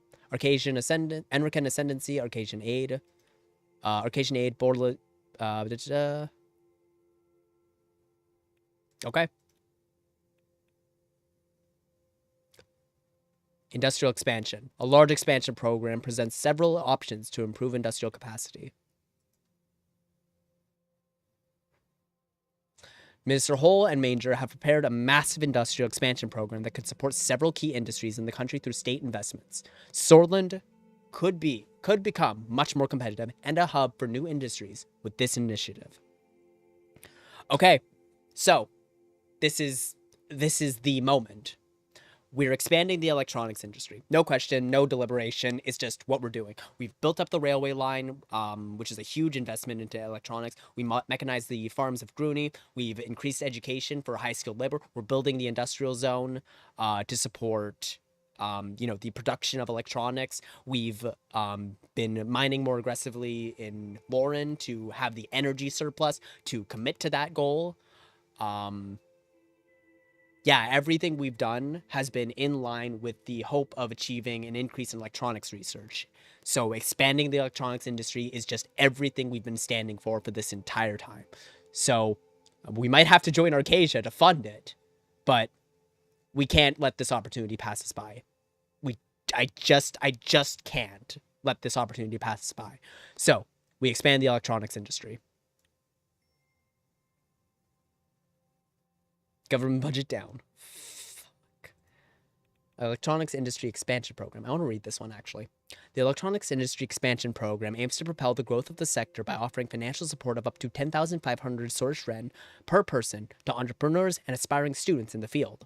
Additionally, comprehensive assistance will be provided, including trading, access to materials, manpower, and reimbursement of up to 70% of equipment costs. The initiative aims to foster innovation, enhance technical expertise, and drive the development of this electronics industry in Sordland. Fantastic. Electronics powerhouse. Gelzord lights up Sordland's future. With Gelzord at the helm of the industrial expansion in electronics, Sordland is on track to secure its place as a global electronics market. As Gelzord harnesses this surge of investment, it paves the way for technological innovation, secures Sordland's future as an electronics powerhouse. This strategic initiative could prove pivotal in shaping Sordland's industrial trajectory and economic resilience. Experts in the country who praise Arcasia and United Content on their dedication to investing in electronics have also expanded their commendations to the Reign administration for economically advocating such measures. Will Sordland manufacture its very own radio soon? It might now be possible to think of such a reality. Fantastic. Electronics industry boom in Gelzord. Gelzord's electronics industry is witnessing a remarkable growth phase. The city's increased production capacity and innovative technologies are driving the sector's boom, contributing substantially to the local economy. With its reputation as an emerging hub for electronics, Gelzord stands as poised for continued economic growth. Oh no. Oh no. Ooh boy. Communication breakdown with military. In an unsettling turn of events, a significant communication breakdown within the military's upper echelons and the administration has come to light. Regular reports to the Maroon Palace are not conducted adequately, and sometimes there is no response at all from the generals. Fears and speculations about this have arisen. 1927, never again.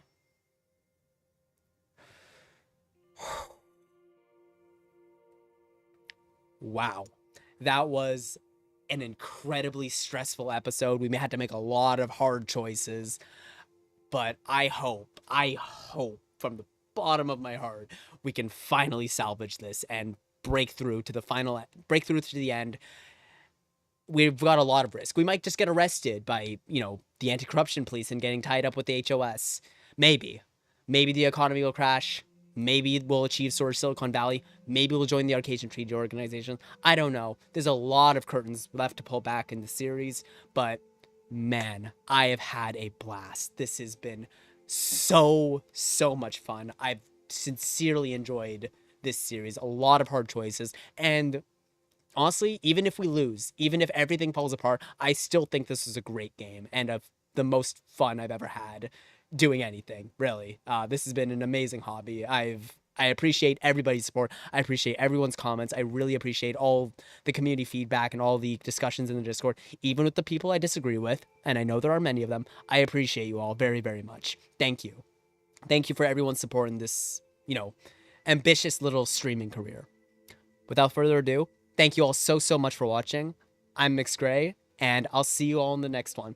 Thank you for being here, Luce. Have a great night. Bye, everyone.